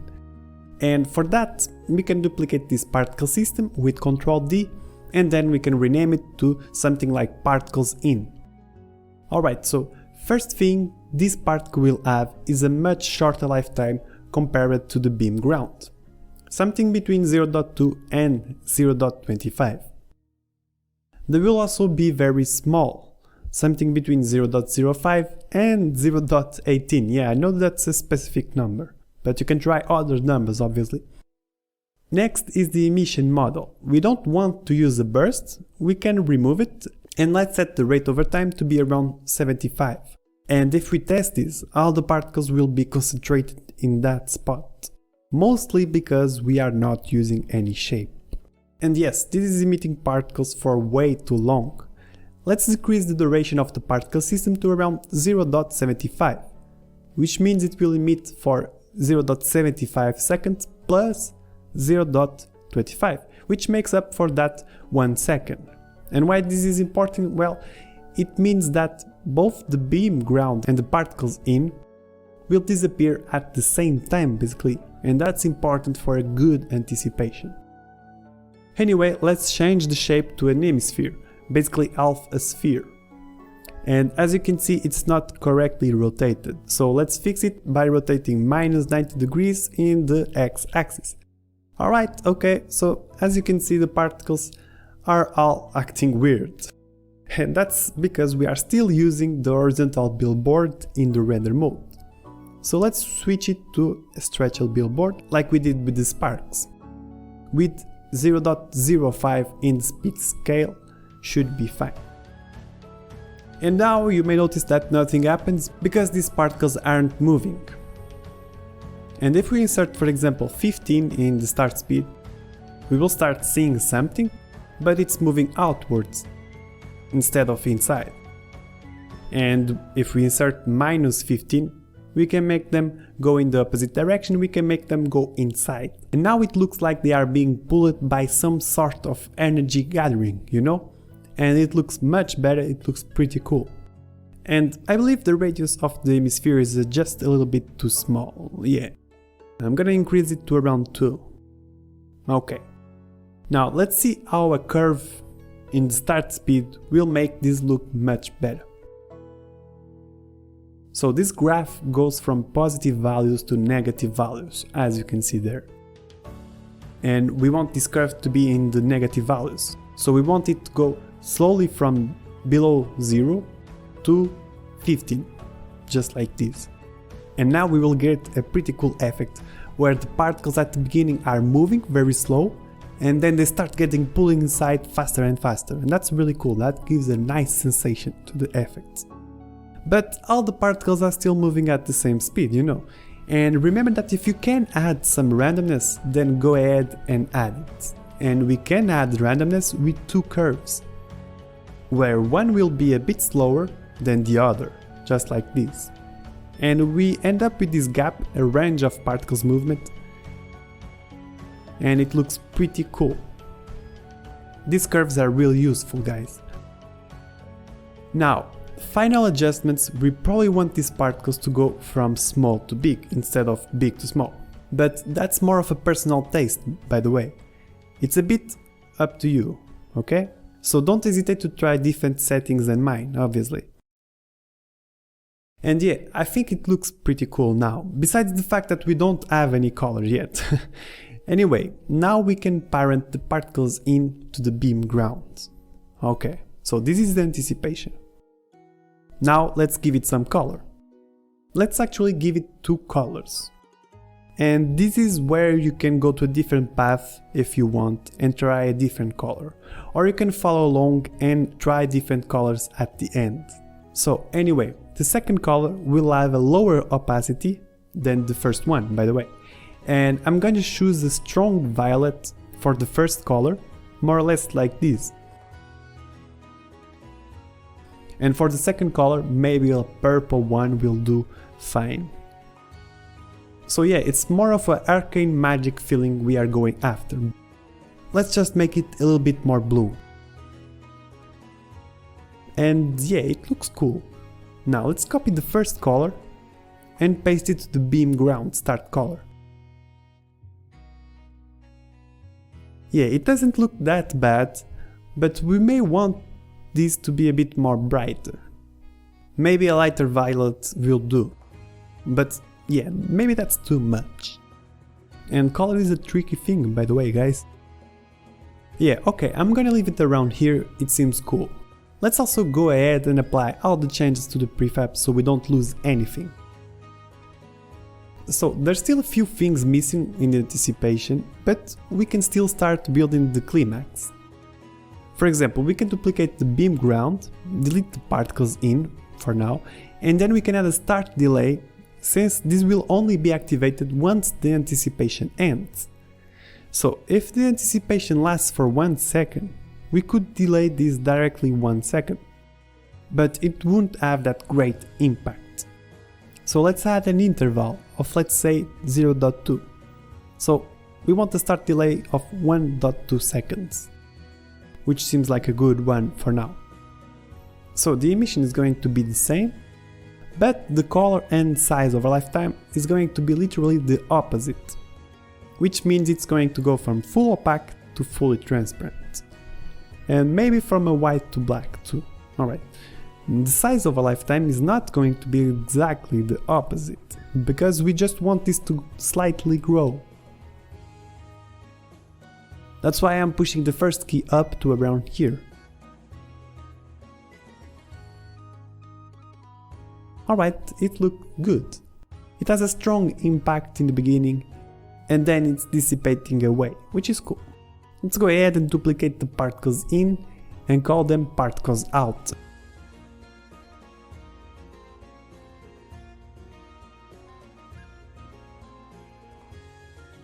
Which are going to live much longer, somewhere between 0.4 and 0.9, maybe even more. And these ones are not going to use a curve in the start speed, but simply a random between 2 constants. Something between 2 and 15 should create a nice impact. And if you want, you can use the gravity, by the way, like we have used it in Sparks. It's up to you. So this is a burst of particles, meaning no rate over time. But an explosion of between 20 and 25 particles should be enough. And yeah, it's looking cool. So what do you think we need to fix now?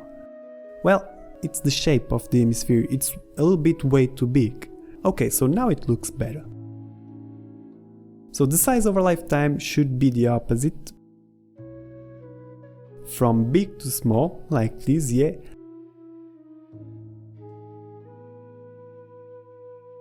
And the color of lifetime is also going to be the opposite. Alright, looking good. Now, if you want to try a different shape, like a circle for example, you get a different feeling, which is also cool. I'm actually gonna leave it this way for now. So now let's parent this to the beam ground, and let's see how everything is working out together. And here we go, we have actually a very cool anticipation, and a climax and a quick dissipation of the particles going away, while the beam on the ground also fades out. It's quite nice actually. But we can still add one more cool thing, so we can have a bigger impact, which is actually a quick beam like we used in Sparks It was a flash. So let's duplicate this beam ground, delete the attached particles and rename it only to beam or to flash if you want. And the first thing we are going to change is the render mode. We want this to be a simple billboard. Okay, so we also want this to have a big impact, and for that we want it to be really quick, so something between 0.2 for the lifetime is a good way of having a nice impact. Let's just push this a little bit in the y-axis, a value of 0.5 should be fine, and the start size now can be around 5, okay. It's looking almost good. We just want to change the size over lifetime so it quickly shrinks with the curve. Okay, that's great, so let's see how this is working out with the rest of the particle system. Let's parent it. And yeah, it's looking quite good actually, but I think it may look even better with an hemisphere on the particles out. And yeah, it definitely spreads out the particles above the ground and it looks nicer. And it's actually already a really cool area of effect attack that we got here. Let's just save the change to the prefab. Our original idea in the sketch is to have a vertical energy gathering. And for that we need to use our first mesh, so let's see how to improve this in our next video.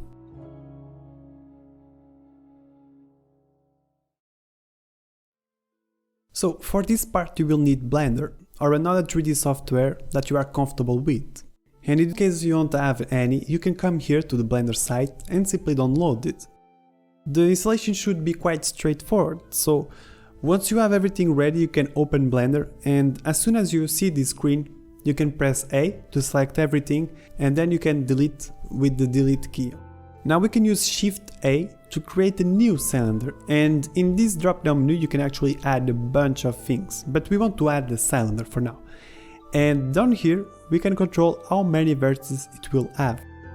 This is really important to know because you may want your effects to be lightweight, and the number of vertices is really important in terms of performance, but performance is a topic that we are going to talk later. So for now let's choose 16 vertices, which should be fine. Okay, so now we need to remove the top and the bottom, so let's press Tab to enter in edit mode, and then we can press Ctrl Tab and choose faces. This will allow us to select the top face with right click, and you can unselect everything with A, by the way, and once you have selected the top face you can press delete to erase it. Let's also do the same with the bottom face. Alright. So at the end you want to have this type of cylinder with no top and no bottom. Now let's keep in edit mode because we want to press Ctrl Tab once again, so we can choose vertex. While holding Shift and Alt, we can press right click in this edge so we can select all the vertices at the bottom, like this. Now with Shift S, we want to choose cursor to select it. And this will allow us to get out of edit mode with Tab and press Ctrl Shift Alt C so we can select origin to 3D cursor. And what we have just done is set the pivot of our mesh to the bottom, and this will help us a lot inside Unity, so we don't need to be messing around and making sure the pivot is aligned with the ground, okay? So great, now we can actually enter in edit mode, and while holding Shift and Alt again, we can press right click in the top vertex so we can select them all, and now let's press G to move it and then Z to lock in the Z axis, and then we can press 2 in the numpad so it goes up 2 units like this, and then you can press enter. Alright, looking great. Let's just rename this to cylinder no top, for example. You can add another name if you want. And now we have our first mesh done, guys. we are just missing the UV maps, which are actually fairly easy to create since this is a very simple mesh. So let's again press Ctrl Tab so we can choose Edge. And once again, while holding Shift and Alt, let's select the bottom edges. And now, while holding only Shift, we can select one of these vertical edges like this. And now once again, holding Shift and Alt, let's select the top edges like this. So with this selection done, we can press Ctrl E and then choose Mark Seam like this. And these red lines now is where we are going to cut to unwrap basically this mesh so we can create the UV maps. Now let's press A to select everything, and then we can press U so we can choose Unwrap. And that's it, we have just unwrapped our mesh correctly. We just need to make a few more adjustments. So let's create a new window by selecting and dragging this little icon right here, as you can see, like this. And now in the drop down menu, let's select UV/image editor. Alright, cool, so now as you can see, our UV map is only covering half of its full capacity. Now here's a cool tip guys, if we click on this icon, we can now select a vertex on the UV map, and we can now understand which part of the mesh it represents. So now we know this is the top part, which is great, because we want to select all of these vertices with B and then push them up until it almost touches the top, but don't let it pass, okay guys? Alright, just like this. And now we just need to press Ctrl S, don't forget, so you can save this in your folder. And then with the mesh selected, we can come up here and export as an FBX. And in this left panel down here, make sure you turn on selected objects, then press this icon so the scale goes correct, and we can choose only mesh down here. And if you haven't already, you can give it a name. And that's it, you can export it now. Now once you have imported to Unity to the models folder, don't forget to be organized guys, we can select the cylinder and say that we don't want to import materials, nor animations, and we can also set the scale factor to 10. And then we can press apply. Alright, so let's apply this mesh to our area of attack now. So the way we can do it by simply duplicating the beam ground, for example, erase the child, and rename it to simply cylinder, for example. And to use meshes or 3D objects in a particle system, we have to come down here to the renderer and select mesh as the renderer mode. Now we can assign the cylinder by simply dragging it around here to the mesh slot, like this. And here we go, we have the cylinder in action. And at the moment it's applying the beam according to the UV maps we made, and it's also always facing the camera. And that's easily fixed by coming here to the render alignment and switch it from view to local. Now it no longer follows along the camera. And by the way, world aligns to the world axis and doesn't allow to rotate it by its transform, just so you know. But let's leave it at local. And let's also rotate it minus 90 degrees in the x-axis so it faces up, just like this. So now, as you can see, this doesn't look that good with our beam texture, which means we need to create a new one that looks like an impact. So in your image editing software of preference, let's create a new file, name it impact01 with 1000 by 1000 pixels. Now with the bucket tool, this tool, let's choose black and paint the background to black as well. Now let's create a new layer with Ctrl-Shift-N, and now we need the brush tool, B for shortcut, and we also need a white color. Okay, so the idea is to end with these spikes, something similar to this, and this will be mapped to the cylinder, meaning we are basically drawing from the bottom to the top of the cylinder. So what we can do is increase our brush size to be between 400 and 450 pixels, with 0 for the hardness, so it's always smooth. And more or less around here, close to the bottom, while holding shift we want to paint a white stripe like this. And make sure it's white at the bottom and that it fades slowly away.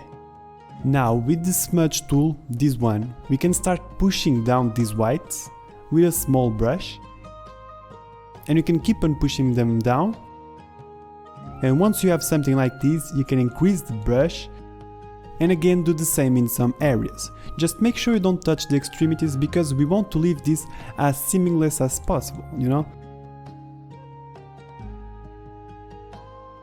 Now, still with the smudge tool, we can start pushing up the white spikes like this. And maybe push some of them a bit more down too.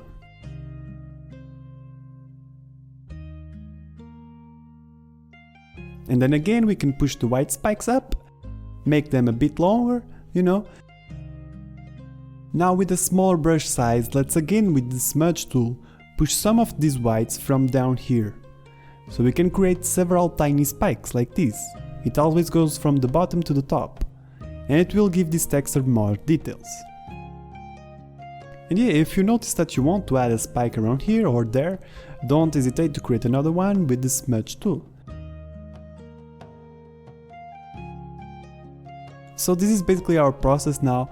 We can again push this even deeper, as you can see, and you can also with a low opacity eraser start to take away some of these bright spots, because it's really important to have a nice shade, to have a nice fade between black and white, you know. Creating these gray areas will look better in the end. So once we have these nice faded spikes, we can double click on the layer to access the layer style. And now we can activate the outer glow and change it to a white, by the way. Let's also increase a bit the size and also decrease the opacity. Basically, we just want to add a little bit of glow to our impact texture. Okay, it's looking good. So one of the final tricks that I like to use is pick the erase tool, and with a very big brush like this, and with a very low opacity, around 5 or 10%, we can click a few times just to erase a little bit of the top of the spikes. We are basically creating a nice fade and leaving the white at the bottom, you know. And final adjustments, if you want, you can create a few more spikes like this and add a few smaller ones too, why not? Alright, so whenever you are satisfied with the end result, you can save this Photoshop file in a folder, and then we can add the black background and export this texture as a PNG to Unity.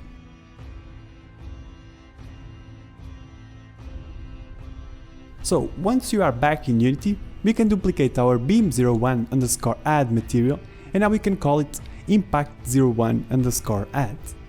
And let's drag and drop our impact01 texture to this slot. Now we can go ahead and also assign the impact material to the cylinder, and now we get this nice result with the much better looking impact.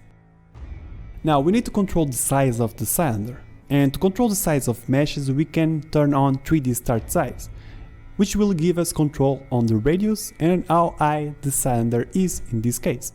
For example, 10 by 10 in the X and Y respectively will have a nice radius, but since Z is only at 1, it will look really small. So let's increase it to around, let's say 20 maybe, why not? And by the way, if you see some artifacts, just make sure the UV's map don't go over the top, okay? Now we also want to use a 3D size over lifetime, and we can simply turn on separate axis, and now we have control over the X, Y and Z axis. So, in conclusion, we want this to shrink in the radius but to keep its original height. For that we can make sure only the X shrinks like this, and we can also copy this curve to the Y axis. And in the Z we want to keep it the same height, basically by leaving the curve always at 1, like this. And now we get this pretty cool cylinder shrinking only in the radius, as you can see. And the color of a lifetime is actually looking good, so let's leave it as it is. Now, if we want this to rotate, we can use the rotate over lifetime. And if we insert 360 in the cylinder, it will basically do one turn only, meaning that if we would insert 180, it would do half a turn, and 720 would do 2 turns. Now, let's parent this to the anticipation basically and see how everything is looking together. Oh yes, and that's really cool. I think it gives a really nice touch to the anticipation, and we are going according to our original sketch and idea, which is gathering energy vertically, and that's really awesome. So now for the climax and dissipation part, we can also reuse this cylinder, basically as a way of dissipating energy. So let's duplicate the cylinder, and firstly we want to add a start delay of 1.2, so let's shrink the lifetime to be 0.5. And in size over lifetime we want this to go outwards. So we are going for the opposite, where the x and y will always be at 1, and it will grow in the z basically, and get bigger until it fades away. And you can try different curves and different ideas if you want, obviously. The only thing we are missing now is a correct fade in the color over lifetime. Basically we want this to go from full opaque to fully transparent. Alright, looking much better, but I'm noticing that the fadeaway still needs to be a little bit better, so let's make it go from white to black. And now, yeah, now it looks much nicer, the fade. That's cool. It's looking really nice, and now we can also increase the 8 to 25. Yeah. So, don't forget to save the changes to prefab, and let's actually add one more detail to the dissipation before we move on to the next part. And I think it would look cool if we had some vertical particles that will be left behind after the vertical cylinder, you know? Like if there is some debris or some particles that come out of the cylinder. So let's duplicate the particles out and call it particles vertical. And these particles are going to live longer, we want them to be part of the dissipation, and values between 0.8 and 1.8 should be fine for these particles. They're also going to move slower, so let's set the start speed to be between 0.5 and 7, more or less. And they're also going to be smaller, something between 0.01 and 0.1. Next, if we want them to only go vertically, we need a cone with 0 on the angle, basically a cylinder again. And that's mostly it. We are adding more to the dissipation so it doesn't disappear too fast, and it's a very cool detail. Let me just close the shape model so we can have a better view of how this is working together. And yeah, I think it looks really cool. What do you think, guys? Of course you can try to make your own adjustments, and by the way, there's something I want to show in the shape. See this radius thickness option? Well, if it's set to 0, it will only emit in the perimeter of the cylinder, as you can see. But once we start increasing the radius thickness, we get this gap where the particles can spawn, see? And yes, this is really useful sometimes. I'm gonna leave it at around 0.2, so it has this nice gap around the cylinder. Alright, looking good. Let's just add a few more things to the climax. It still feels a little bit empty, don't you think? Oh, and don't forget to save the changes to the prefab, guys, okay?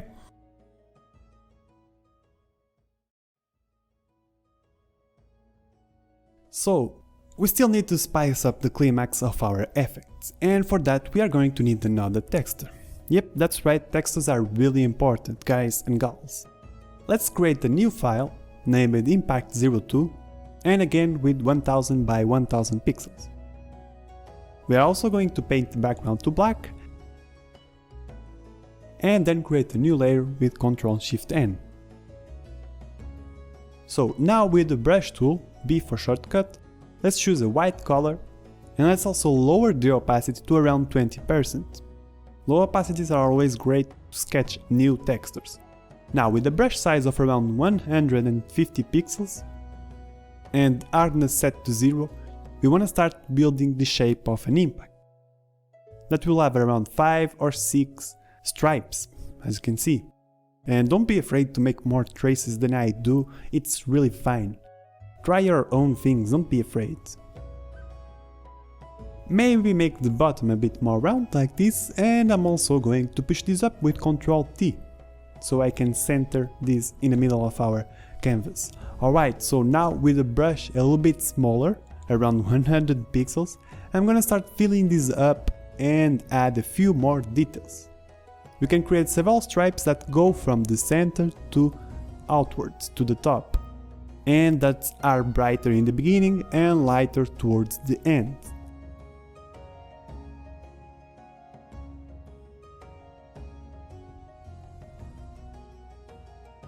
Basically, we are after a good contrast between white and black and gray.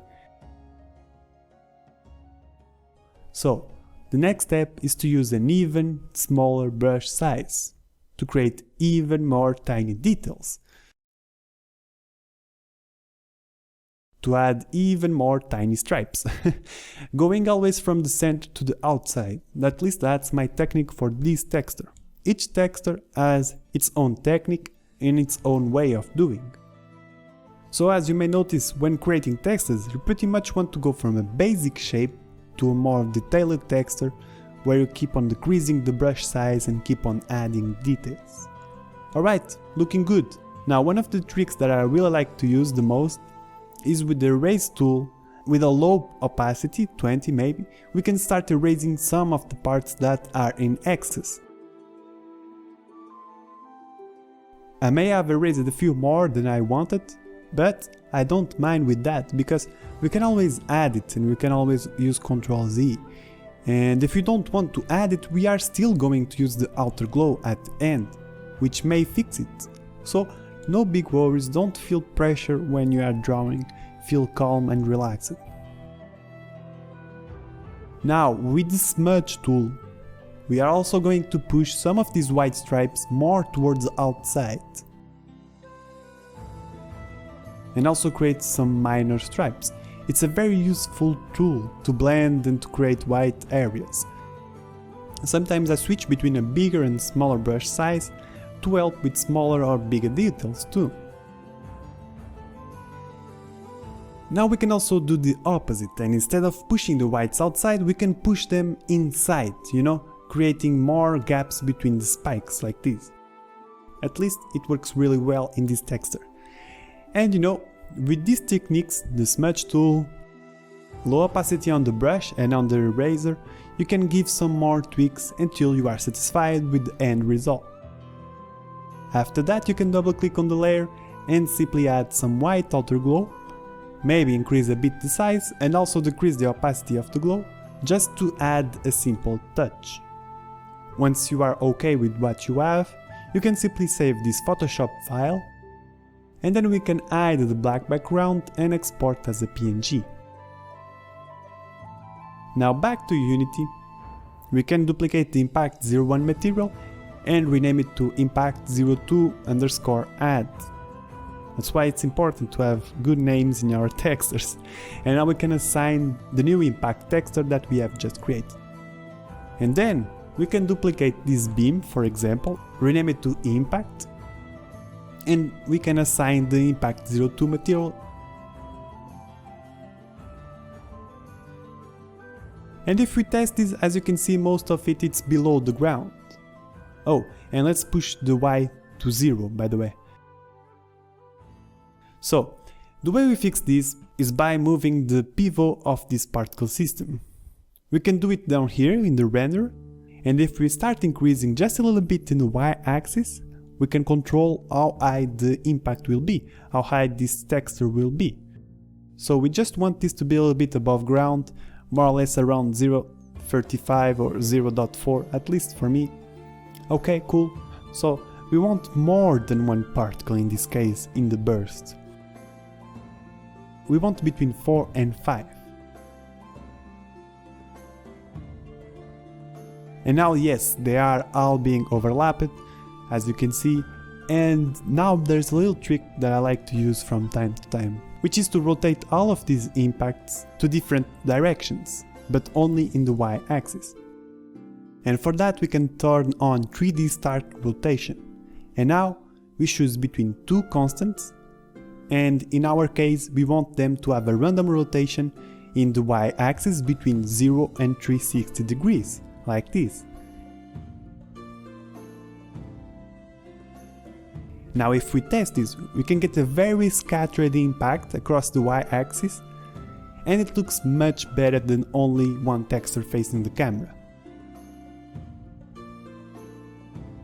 It's quite quick and easy, but as you can see, it's interesting result. And we can also use the 3D start size, so they all have a different size in the X and Y every time they spawn. So X will be the width between 4 and 3 should be fine, and Y will control how tall the impact is, which is going to be a bit more, between 6 and 4 maybe, because we want to make a vertical impact, you know? So yeah, as you can see, they are more stretched in the y-axis now, and that looks good. By the way, we can also change the size over lifetime to this curve. Alright, so let's parent this to the rest so we can see how it behaves.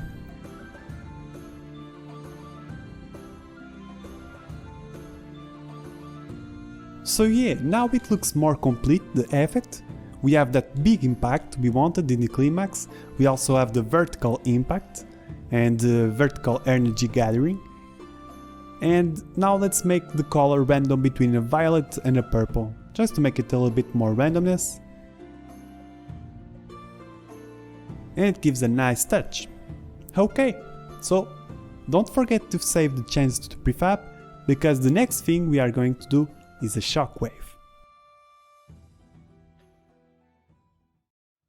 Now in your image editing software, let's create a new file, name it Circle01, with 1000 by 1000 pixels.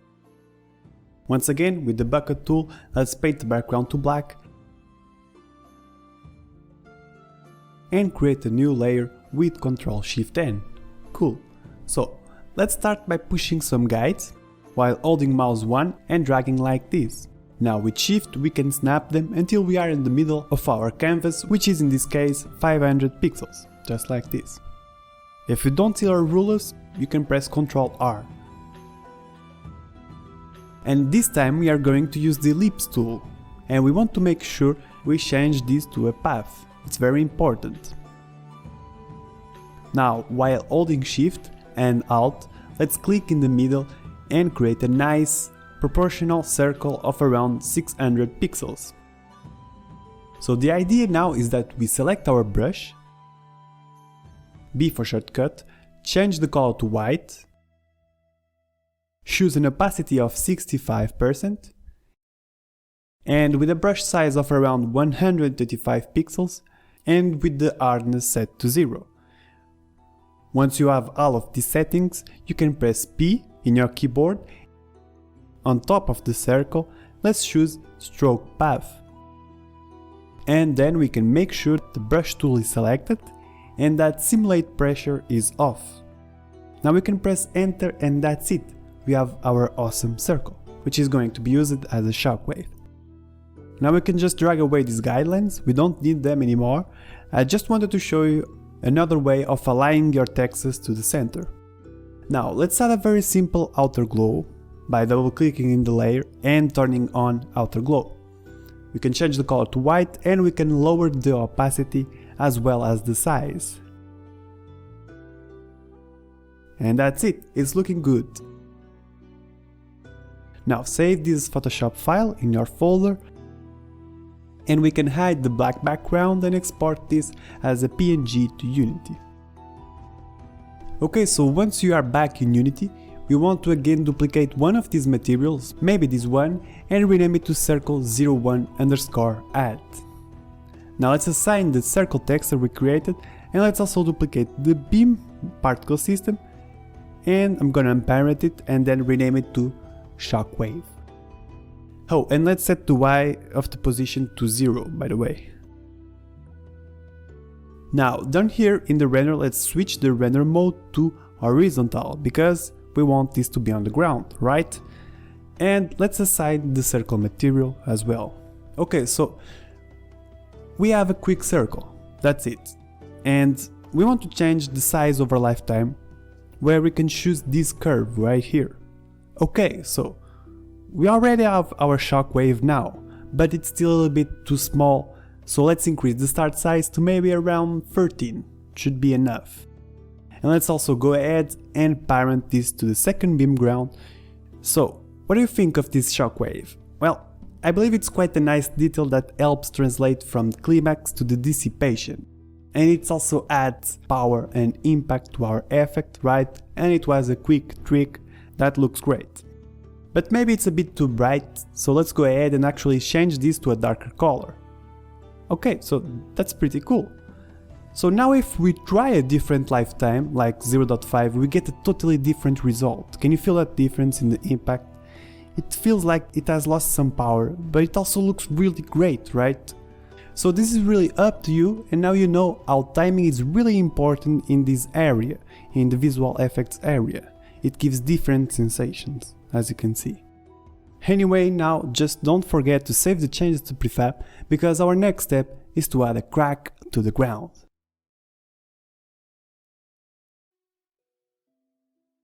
Now, this is a more complex texture, but don't worry, we are gonna get this right. So I really hope that my tips and tricks have been helping you, but remember, I can't guide your hands. So I'm gonna try my best to explain you, as always, how you can do this one. So now you know the drill. We create a new file, name it crack01, with 1000 by 1000 pixels.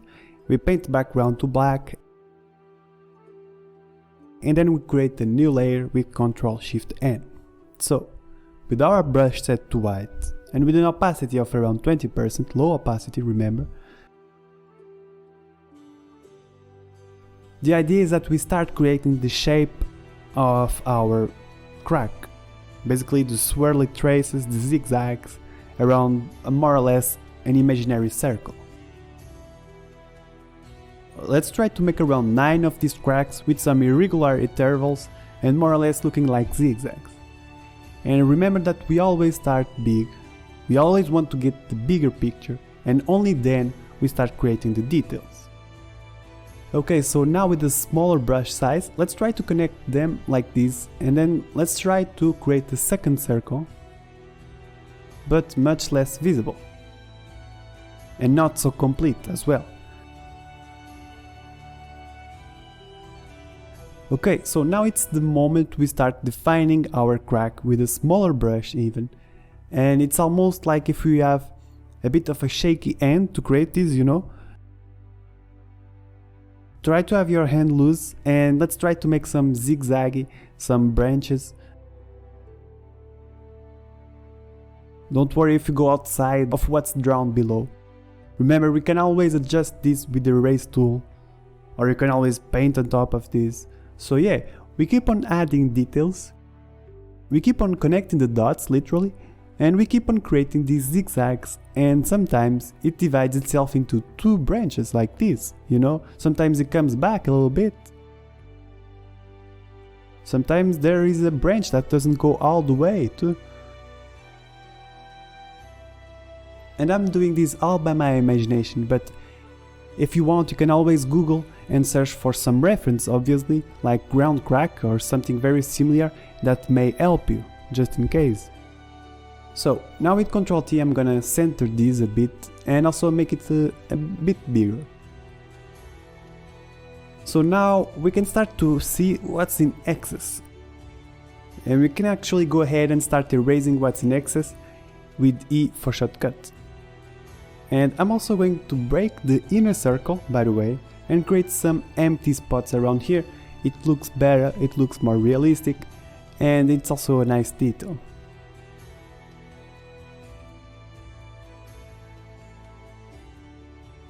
Now, where I have erased those spots and created those blank areas, I'm gonna polish them with a very thin brush, so it looks like it started that way.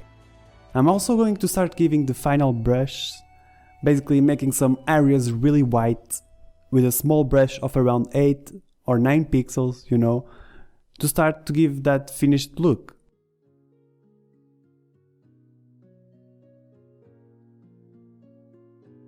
By basically making some of the cracks look thicker in the center and thinner at the end, you know.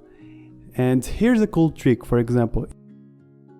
If you have one of these branches that you really like, you can actually duplicate it for example, with the lasso tool, L for shortcut, and select it more or less like this.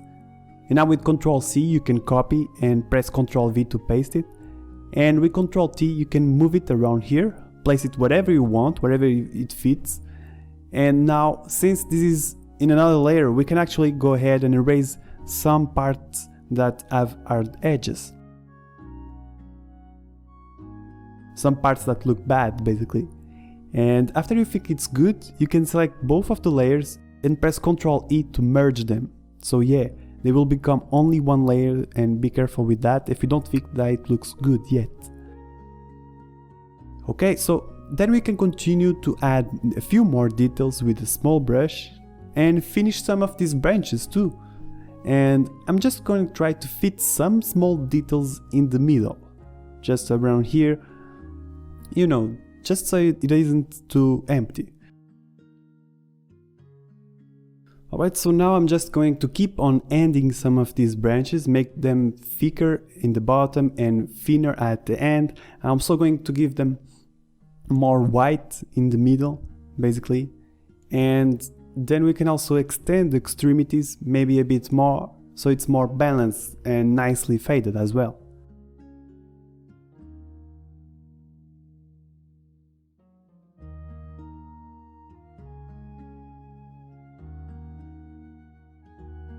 And once you think it's looking good, we can always add some outer glow by double clicking the layer to access the layer style. And basically I'm gonna choose a small outer glow, white, with low opacity too.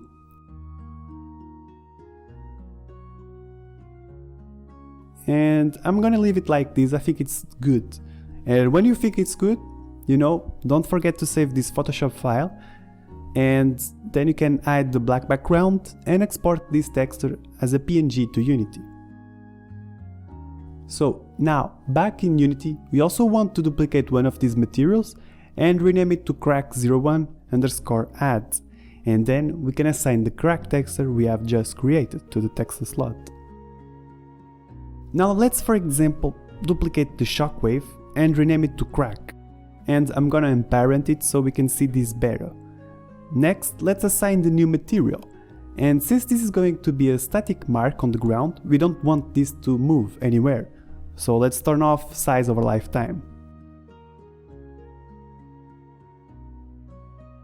So this is going to be mostly part of the dissipation, which means it needs to live longer than the rest. And maybe 1.5 is a good start lifetime. It's also going to be much smaller than the shockwave, around 6 should be fine.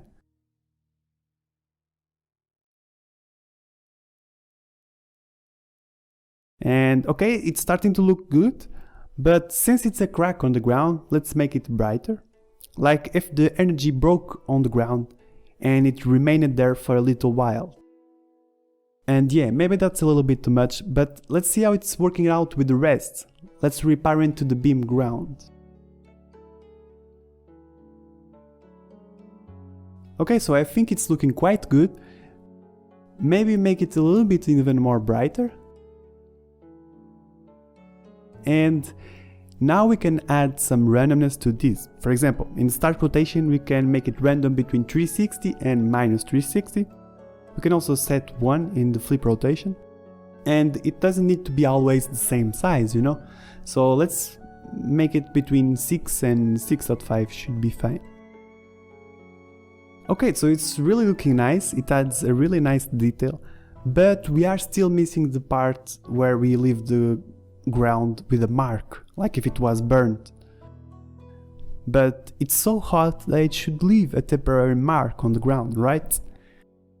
Well, so let's save the changes to prefab, because next thing we are going to do is create a new shader, our second shader, which will allow us to create dark colors in our effect.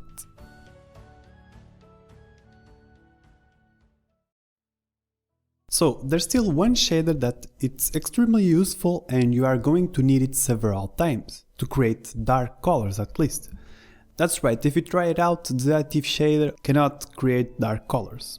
So we need a different shader, and for that we can simply duplicate the additive shader that we have and rename it to particles AB_HDR. We can double click it to open in Shader Graph, and now it's as simple as switching the blend mode in the settings to alpha. And that's it. Just don't forget to save this. Okay, so now with right click we can create a material directly from the shader. And let's change the name to crack01_AB.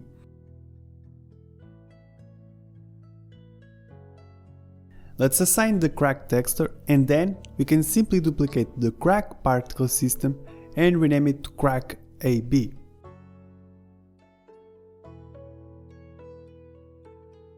I'm going to unparent it so I can better show you how it's looking.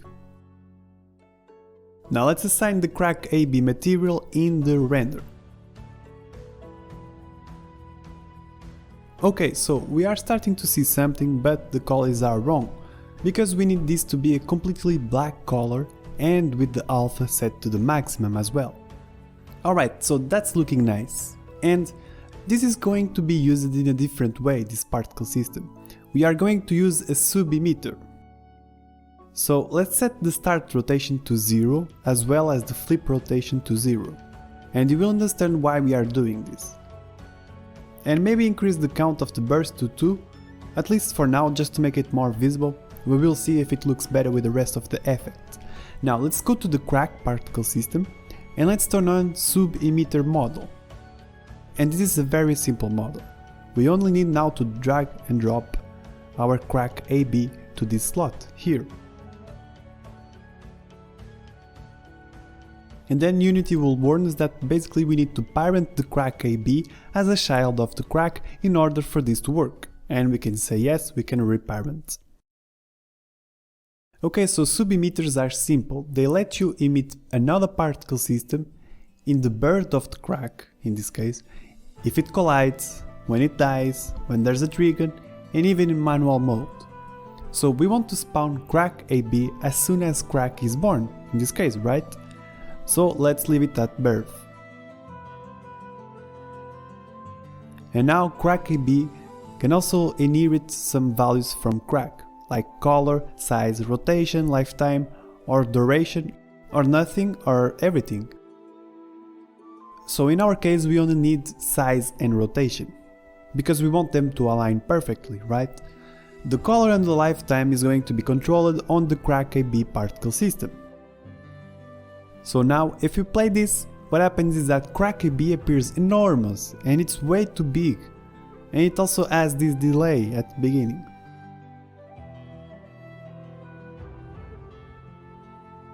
And this is happening because we still have the start delay on the crack AB, so we need to set it to 0. And it's spawning really big because the start size now works as a multiplier, which means that crack AB is spawning 6.5 times bigger than the crack. So let's set it to 1. And the lifetime can be 3 seconds, is fine. And if lifetime was inherited from the crack, just so you know, this would mean it would live 3 times more. It would also work as a multiplier, by the way. I just made it this way to show the possibilities of inheriting or not inheriting from the parent particle system when creating sub-emitters. Okay, so now it has the correct size and it's also aligned with the crack. The only thing wrong happening here is that the crack AB is in the same layer order as crack, and it looks weird. If we come down here to the renderer, we can set the order in layer to be -1. And now crack AB will appear below the crack, which looks better, and this will also be important for performance, and we'll see why later on. Okay, so it still disappears way too fast, and that's because in the color of lifetime we need to change the gradient. Let's for example raise the black key at the end, and let's push the first key of the alpha more or less around here, so it starts fading later. Okay, so now it's okay, it's nice. Just a quick trick, you can increase a tiny bit of the start size to around 1.05. Maybe that's too much, maybe 1.025. It should be fine to give the sensation that it's a bit bigger, the mark that we are going to left in the ground. Okay, so let's see how this is going with the rests. Oh yeah, and it looks pretty cool. I believe I'm just gonna decrease the burst count to only 1 after all. It was a bit too much visible. But other than that, what do you think, guys? I'm really enjoying the end result. I hope you are doing too. And alright, so now that we can create darker colors, let's actually add more contrast to our effects. We can start by duplicating the beam of the anticipation, delete the child, and call it beam ground AB. And the color is going to be completely dark, but with full opacity. And the size is going to be the double, around 15. And now let's go ahead and duplicate the beam01_add and add the Alpha Blender abbreviation in front, so we know what's the shader of this material, and change the shader to particles AB_HDR, which is in shader graph drop-down menu. And by the way, we can also change this directory, we can change the drop-down menu. For example, if we open one of these shaders that we created, right under the name we can change this to, for example, in my case, CG_GAP, which stands for Shader Graph_Gabriel Aguiar Productions.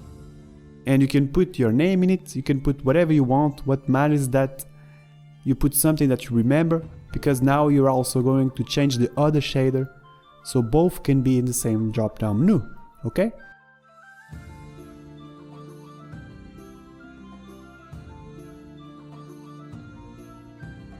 And now, as you can see, they are in the drop-down menu that we have created, which is cool. Now let's set the intensity to 0, because we actually don't need it. And let's set it to completely white too. So now we can assign the beam01_app to our beam ground AB renderer. Alright, so now as you can see we have this black spot on the ground, and let's see how this plays out with the rest. Oh, and now if we try to parent this, Unity basically won't let us, because first we need to apply the changes to the prefab, and only then we can reparent the beam ground to the anticipation. And this is only happening because of the new nested prefab system, which is great. Anyway, so as you can see we have this black all around the base, it's very subtle, and it's almost looking really good. We just need to set the origin layer to be -1, remember, so it renders below the additive shader basically. And if you want you can increase the size to 20 as well, it will look good.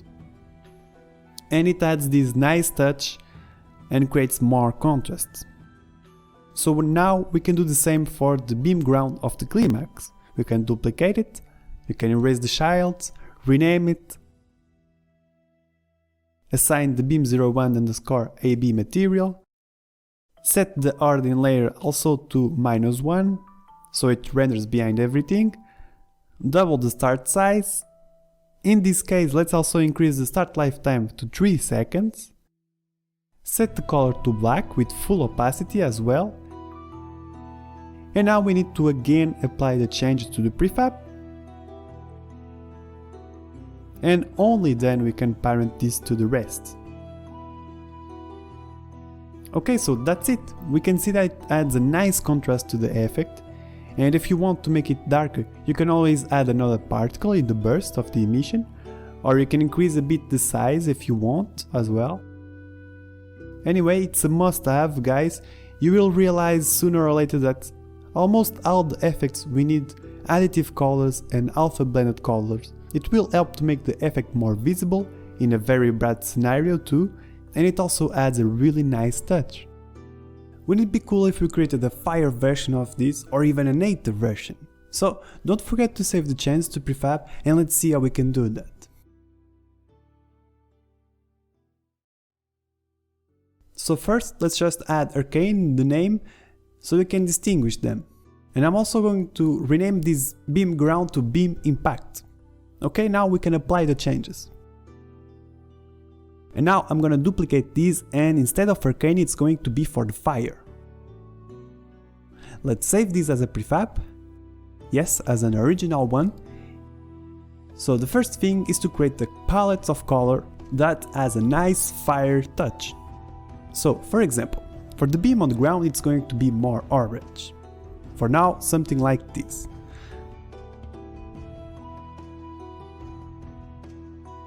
The cylinder is also going to be orange-red around here.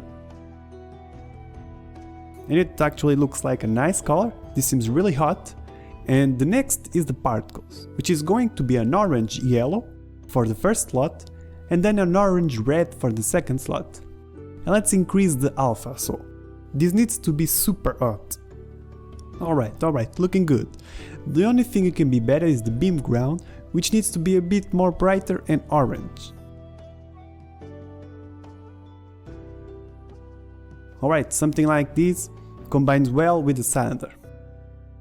So now that we have our palette of color, we can go ahead and copy the beam ground color to the beam impact. Now we can paste that same color to the beam.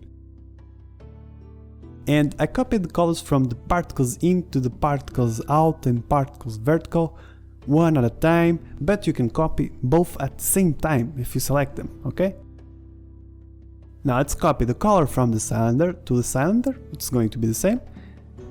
I'm also copying again the colors from particles to particles. Like I said, you can copy if you select both, you can copy and paste to both particles at the same time.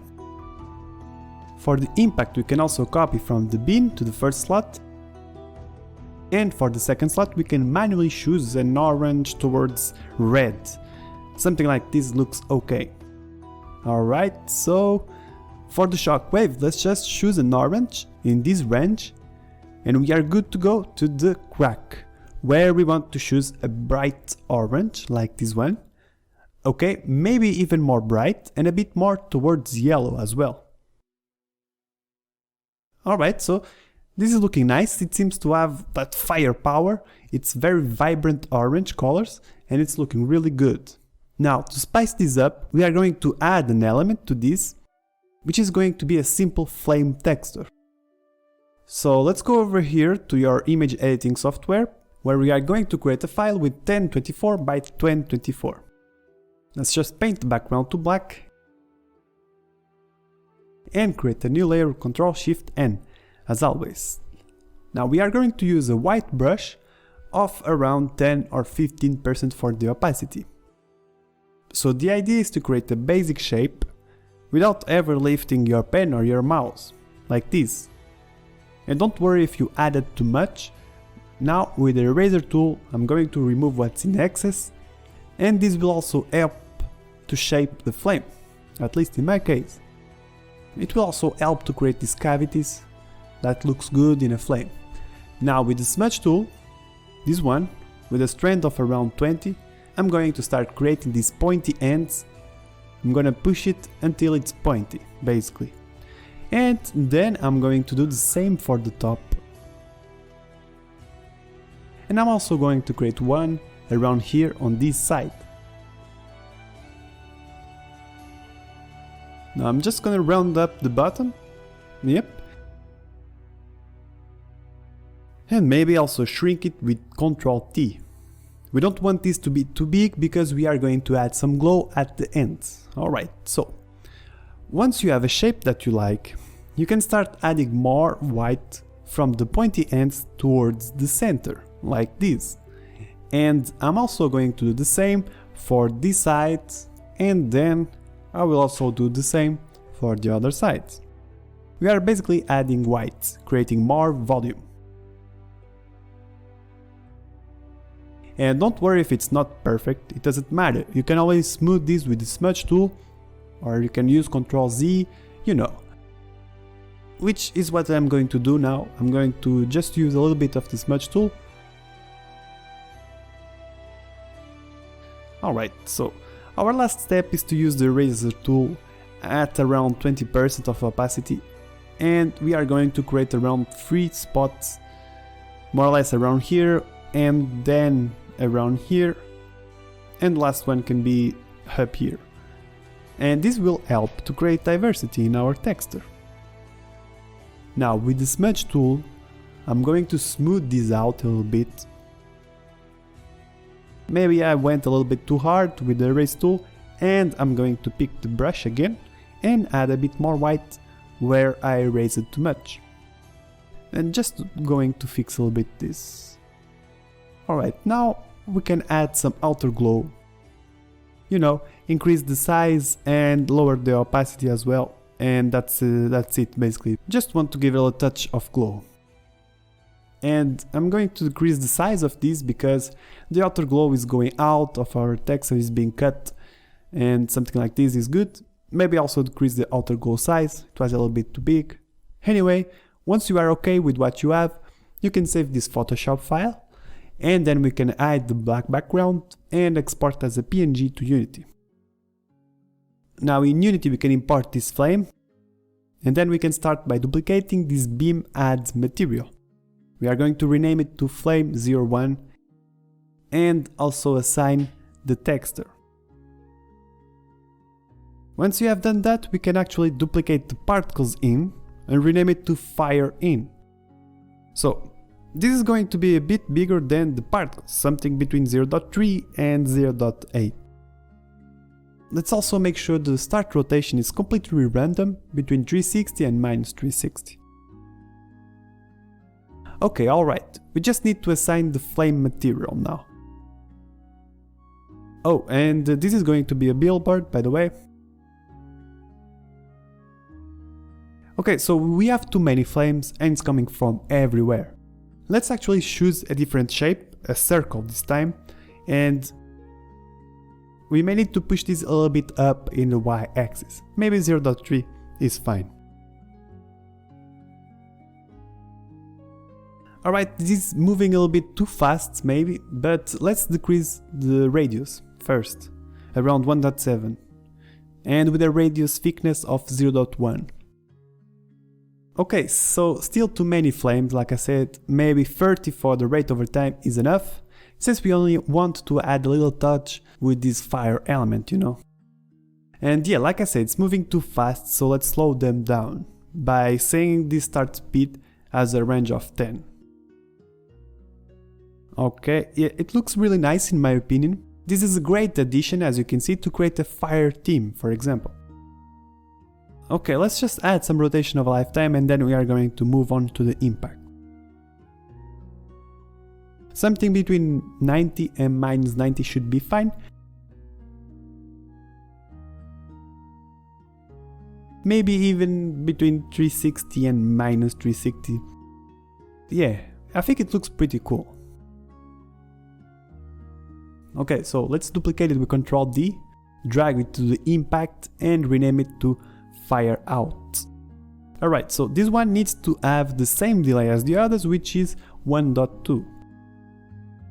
And this time we are going to need a burst, just a few particles, something between 5 and 7 is enough. Okay, so it's also going to live a little bit longer, at least the maximum range is going to be 0.5, it should be fine.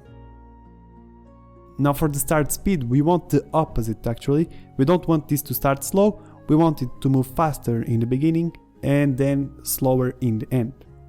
This range will do. And let's also set the maximum to only 5. Oh yeah, seems like the radius of the circle shape is too big. Let's decrease it to only 1. Yeah, okay, so I think the problem now is that the gradient in curve lifetime should be the opposite. Let's switch it. And yeah, the size of a lifetime is also wrong. It should be the opposite, like this. Alright, so that's looking really cool. But let's see with the rest. It has this nice stylized feeling, this effect, and it's really cool. I really like this. I hope you enjoyed it too.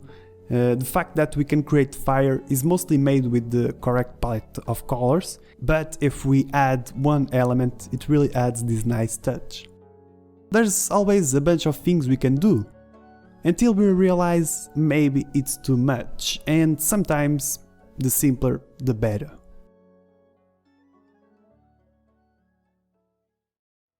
So let's just create one more version, the nature version.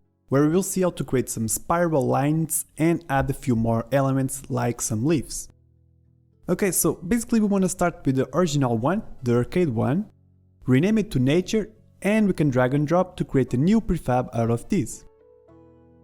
Okay, so like we previously did with the fire, the first thing we need is to create a nice color palette.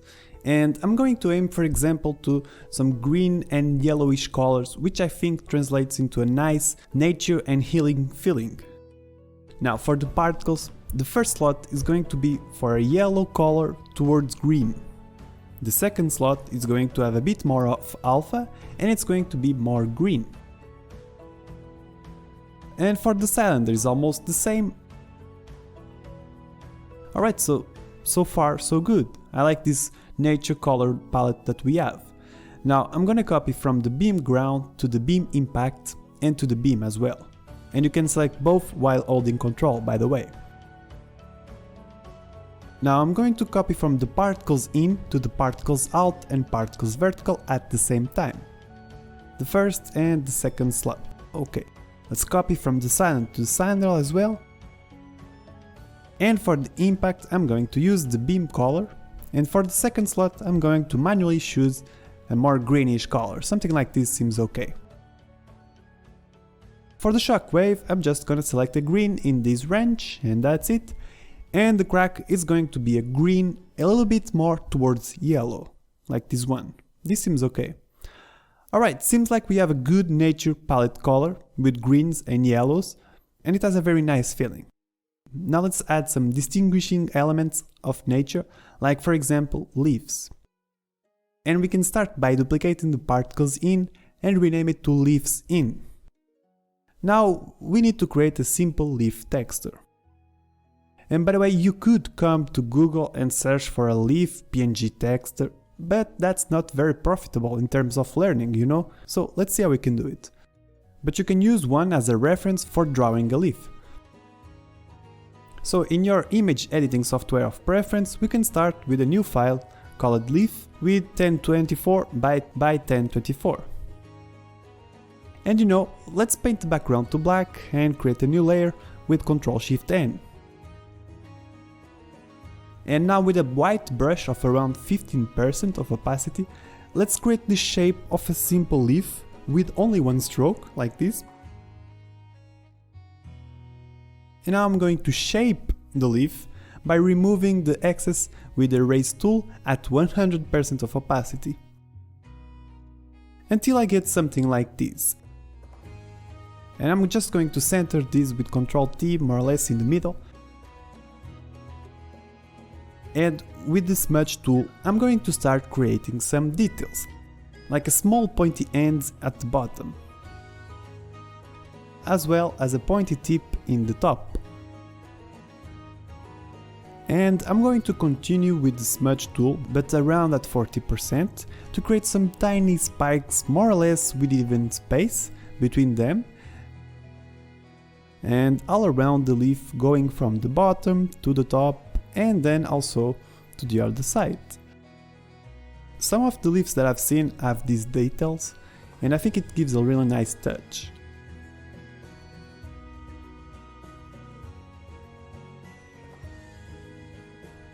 Okay, so now with a small brush at around 50% of opacity, I'm going to create that middle division that almost all of the leaves have.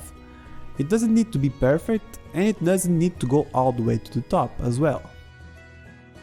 And I'm going to add some branches that comes out of the middle one towards outside in the same direction as the spikes. More or less like this, it doesn't need to be perfect, it's a leaf, nature is not perfect. And now with a bigger brush size and with a lower opacity of 7%, I'm going to add some more thickness to these lines in the middle and to some of the branches too. It's a very simple touch, guys, doesn't need to be perfect, again. Okay, so now with an even bigger brush, I'm going to add more white all over the leaf, just to add some more volume to this leaf. Alright, so this is looking much better.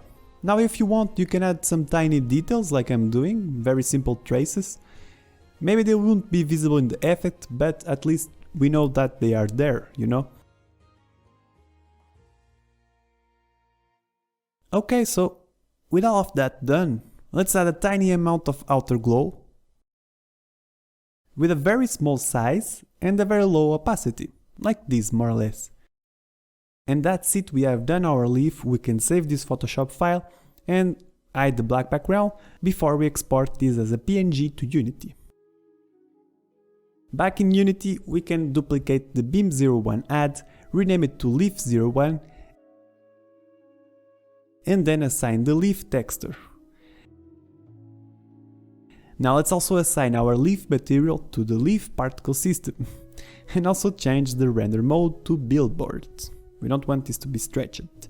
And the first thing we noticed is that they are very small. So maybe let's increase the start size to around 0.2 and 0.5.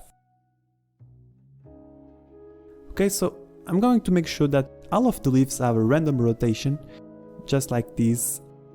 And I'm also going to decrease the rate over time. I think 75 is too much, and I'm gonna put it at around 50. I'm also going to decrease the particles to 50. I think they are too many. What I also want to change is the shape. Like we did with fire, we also want to use a circle. And maybe what we need is to push this a little bit in the y-axis, more or less like this. There's also too many particles in. I will decrease it to 30, which I think is enough. And I'm also going to increase the radius for this one. Yeah, that's better and more visible. Alright, so now we are going to use something different for the leaves. We are going to turn on velocity over lifetime. And this helps to create very distinct motions in our particles. It's really useful. So let's set this to work in world space. And we want to use two curves to create a custom range. Oh, and you can turn off the Z and X curves by clicking on them, and this way we can focus only in the Y axis. Okay, so I want this to quickly go up in the beginning, and then more or less in the middle I want the leaves to go down. Alright, and this range is going to be more or less around 6 for now. Okay, so for the leaves to go inside, we want the start speed to be simple. We want it to be between two constants, between -0.5 and -3. Basically, they are going to be pushed inside, while they go up and they go down. And we want them to live longer between 0.5 and 0.7, which means the duration has to be less, like 0.5. Alright, so they are being pushed up and then goes inside and it's starting to look pretty cool. But we still need to adjust their size over lifetime, which should be the opposite from big to small. Okay, that looks better. Looks like it's being pulled to the inside. Now we can add rotation over lifetime with a curve as well. And with a range of 720. And it goes from not rotating to spinning really fast towards the end. But not at the end, more or less around 0.7, which is going to be aligned with the velocity over lifetime curve. And I noticed that I just need to fix the start speed. It needs to be more uniform, like -2 and -3. And here we go, that's more like it. We are giving the sensation that leaves are being lifted and then pulled inside by a really strong force. And now we can turn on 3D start size, so we can have a different leaf size. It's going to be more diversified. It's going to be between 0.5 and 0.2 in the X and Y axis. And Z doesn't matter because this is a 2D texture.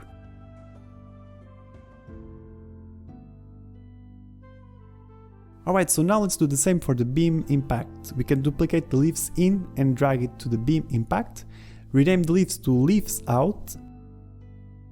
And the first thing we want is to increase their lifetime. We want them to be between 0.6 and 1.2, maybe even more. And this time we are not going to use start speed. we are going to use only velocity of lifetime, so let's set it to 0. And before that, in the emission, we want to leave the rate over time at 40, which will emit for 0.4 seconds. But let's also use a burst between 10 and 50. Okay, so now in the velocity of a lifetime, we are going to push this point to around here, because we want this to move faster in the beginning and slower at the end. It's more or less the same as the start speed. Now in the shape, we want this to emit from anywhere inside the circle, meaning 1 for the radius thickness, and the circle needs to be smaller, like 2.5, maybe smaller. Okay, now the color of a lifetime is going to be the opposite, and size of a lifetime is okay, but rotation of a lifetime is going to be the opposite. It's going to spin faster in the beginning and then it's going to slow down at the end. Oh, and finally let's set the start delay to 1.2. Alright, so leaves are going in and boom, they are floating at the end. Maybe a little bit too big. Okay. Let's also use the noise model, it will add a nice touch to the floating leaves. And the strength is going to be between 0.2 and 0.8 and the frequency is going to be 1. We can add some scroll speed like 0.1. The circle radius needs to be a bit smaller too, like I said before, maybe 2.2. There were also too many leaves and I'm gonna decrease the rate over time to 20. And they were going up way too fast. I want them to float, so maybe 2.5 in velocity of lifetime is enough. Maybe we can also increase the lifetime to 0.8 and 1.6 as well. And yeah, that's really much better. That's looking really nice. You can see the leaves floating a bit at the end, and I think it gives a really nice touch. I'm very pleased with the end result. I hope you also like it. This motion of the leaves is looking really cool.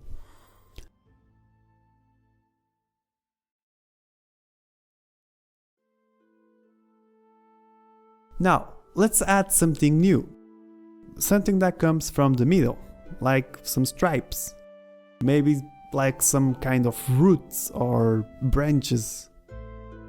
Something that reminds the player of that. And yeah, we are actually going to need a 3D mesh for that. But it's going to be a very useful mesh. It's going to be a spiral. It can be used in many things. So, in a new Blender file, let's select everything with A and press delete.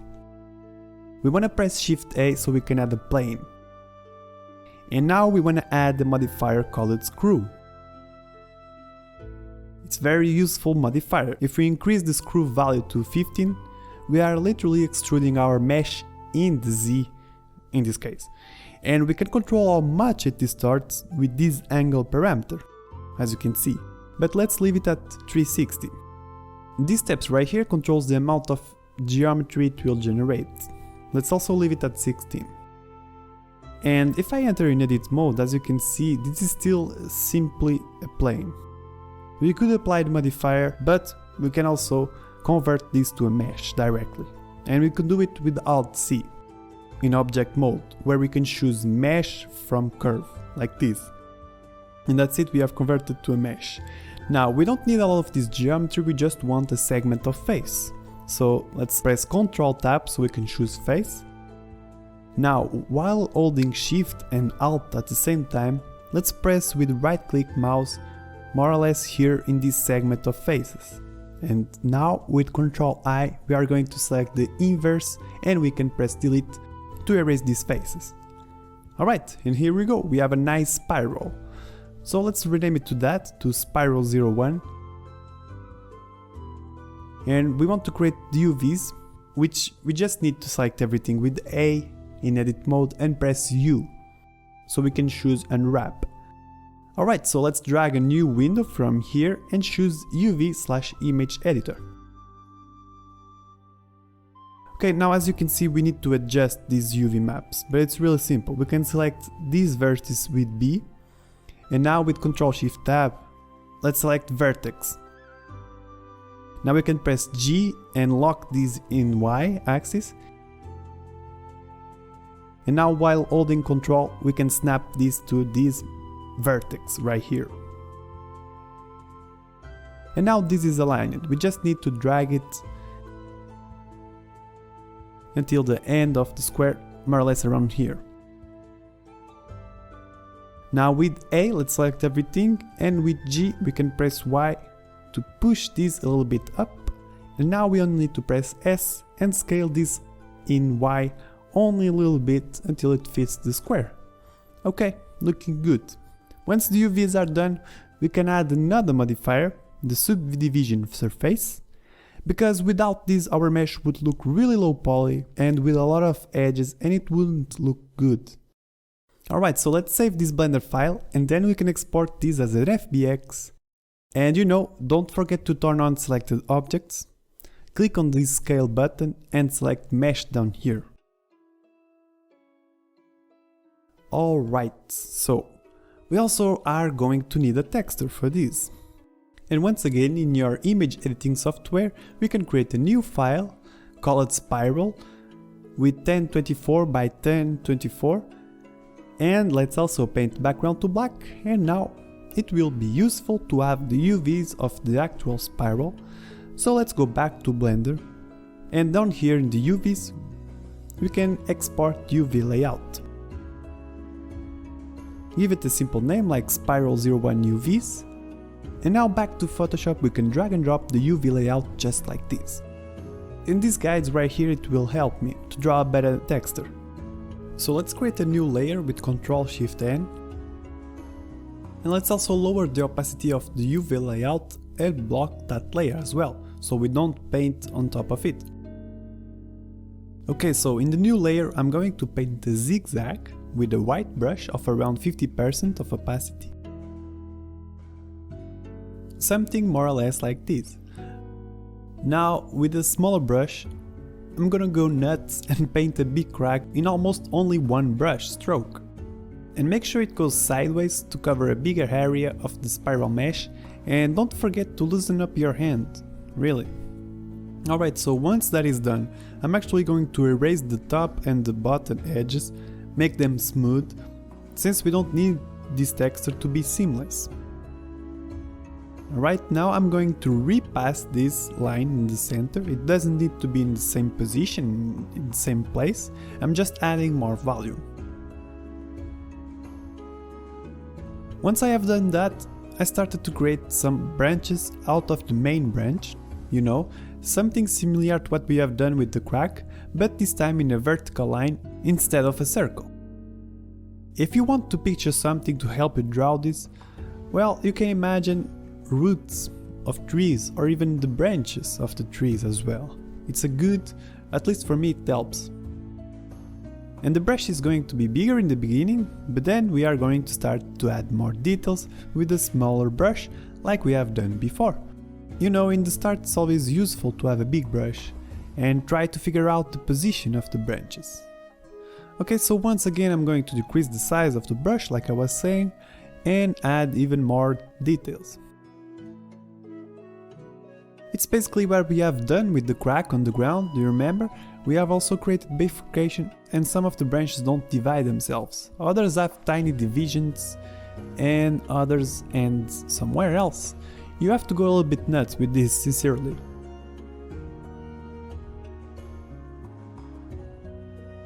And one of the final touches I'm going to give is with a big eraser. At around 20% of opacity, I'm going to pass a few times on the right and on the left to create a nice fade. Anyway, once you are satisfied with this, you can add just a little bit of outer glow. And once that's okay, you can save this Photoshop file and export it as a PNG without the black background to Unity. Now let's go ahead and import the spiral mesh, and then import the spiral texture as well. In the mesh we don't want to import materials nor animations, and the scale factor is going to be 10 in this case. Now let's apply the changes. Okay, so now what we can do is actually start by duplicating the cylinder. I'm gonna unparent it will help me to create these lines and rename it to lines out, for example. We can also duplicate the Impact 01 material and rename it to Spiral 01. Let's also assign the spiral texture like this. And now we can assign that material to the lines out particle system.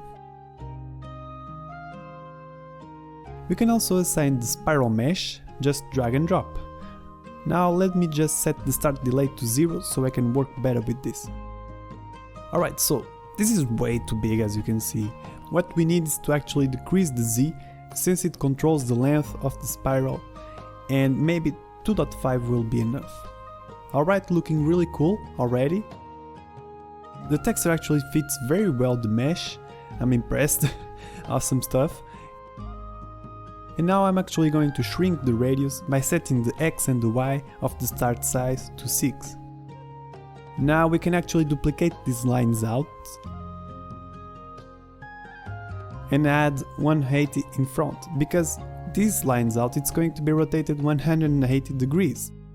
And I'm doing this because I think it looks really cool, this kind of DNA format, you know, this kind of spiral, it adds a nice touch. We can now add some randomness to these two spirals. For example, we can make sure the rotation over lifetime it's between 540 and 720. This is going to make sure they are not synced, and it will add a nice touch of randomness. Let's just reparent this to the rest now, and set the start delay to 1.2.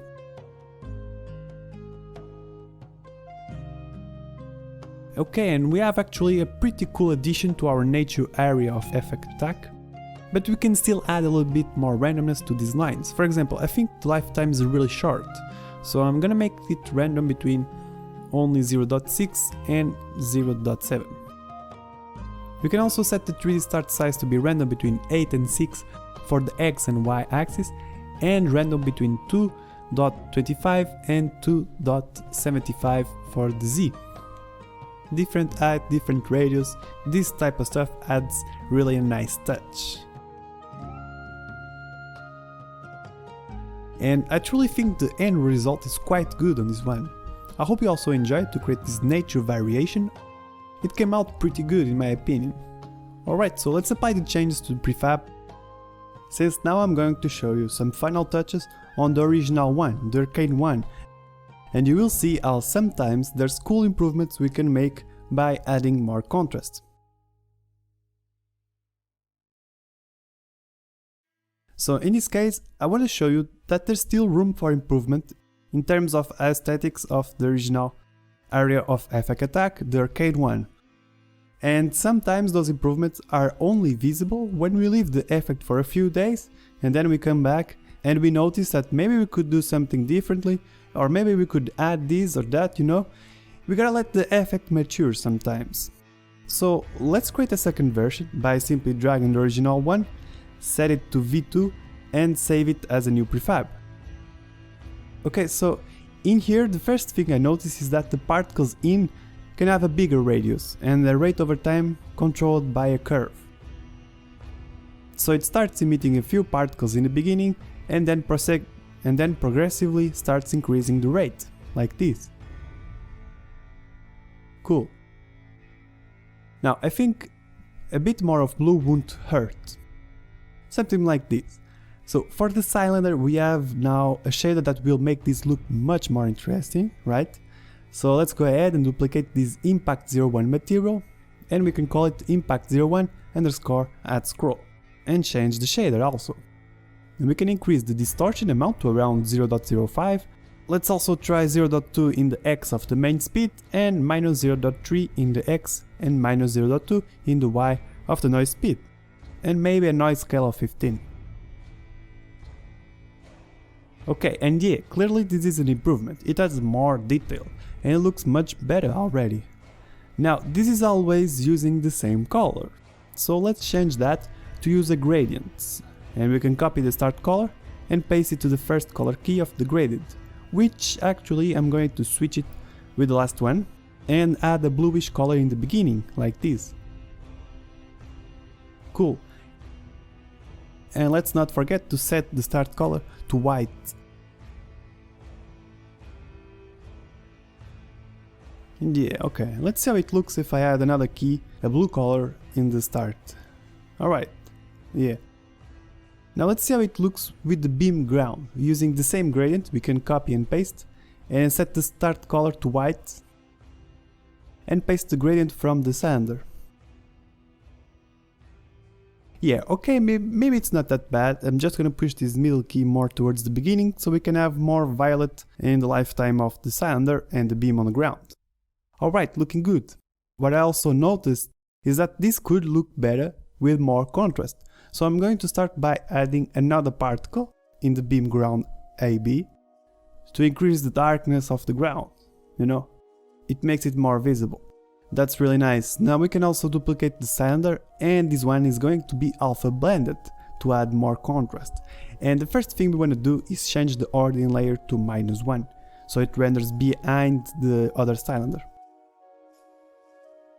And now we can create an Impact 01 alpha blended version and set the intensity to 1, white to the fullest, and we are good to apply this to the cylinder alpha blended. So let's set the start color to completely black and with full alpha.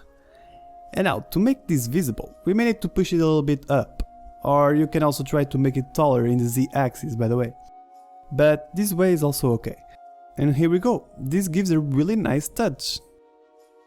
Now we can also add some dark particles being pulled inside. So let's duplicate the particles in, for example. Use only one color, which is going to be pretty much black.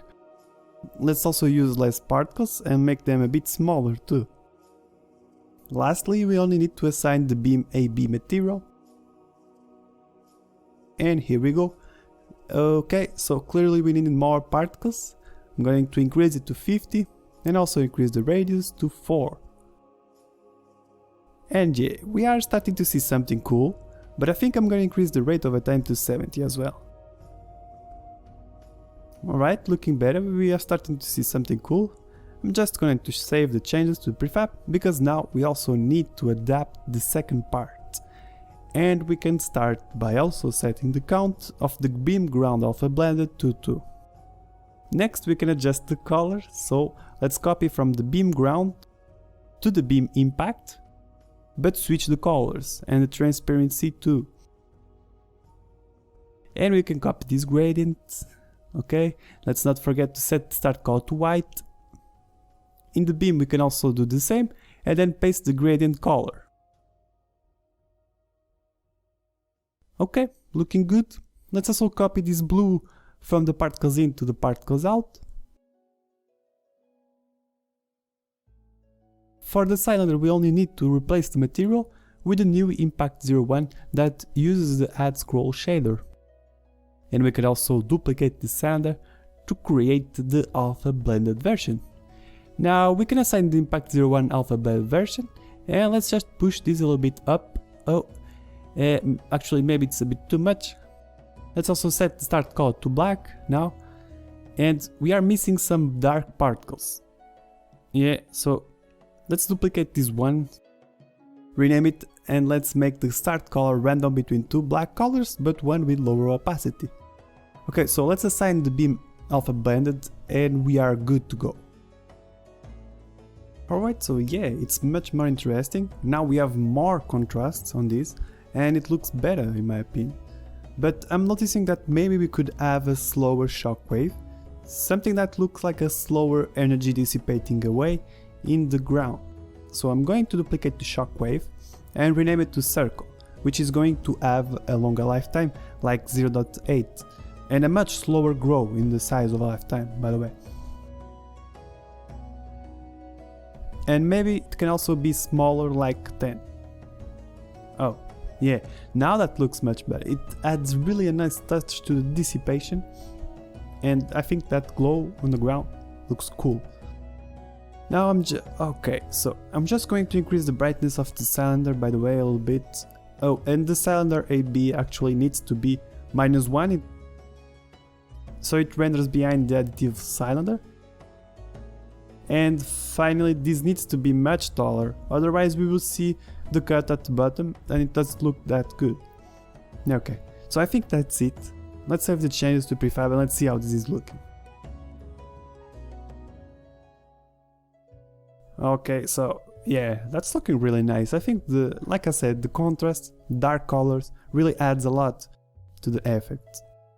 It makes the bright colors pop up and the effect is also looking more obscure, you know. Now if you want, you can also add more alpha blended colors to the fire and nature one area of effects. It's a good exercise for you to try to see what needs to have more contrast, what looks better, what doesn't look good. And you can even make the same changes I did in the Arcane, or you can also try different approaches, of course. So that's it, guys. I hope you like it. And now let's move on to the next chapter, which is a very different type of effect. We are going to create something that is awesome, and it's a magic spell. It's basically projectile. So I hope you like this one, and I hope to see you in the next chapter.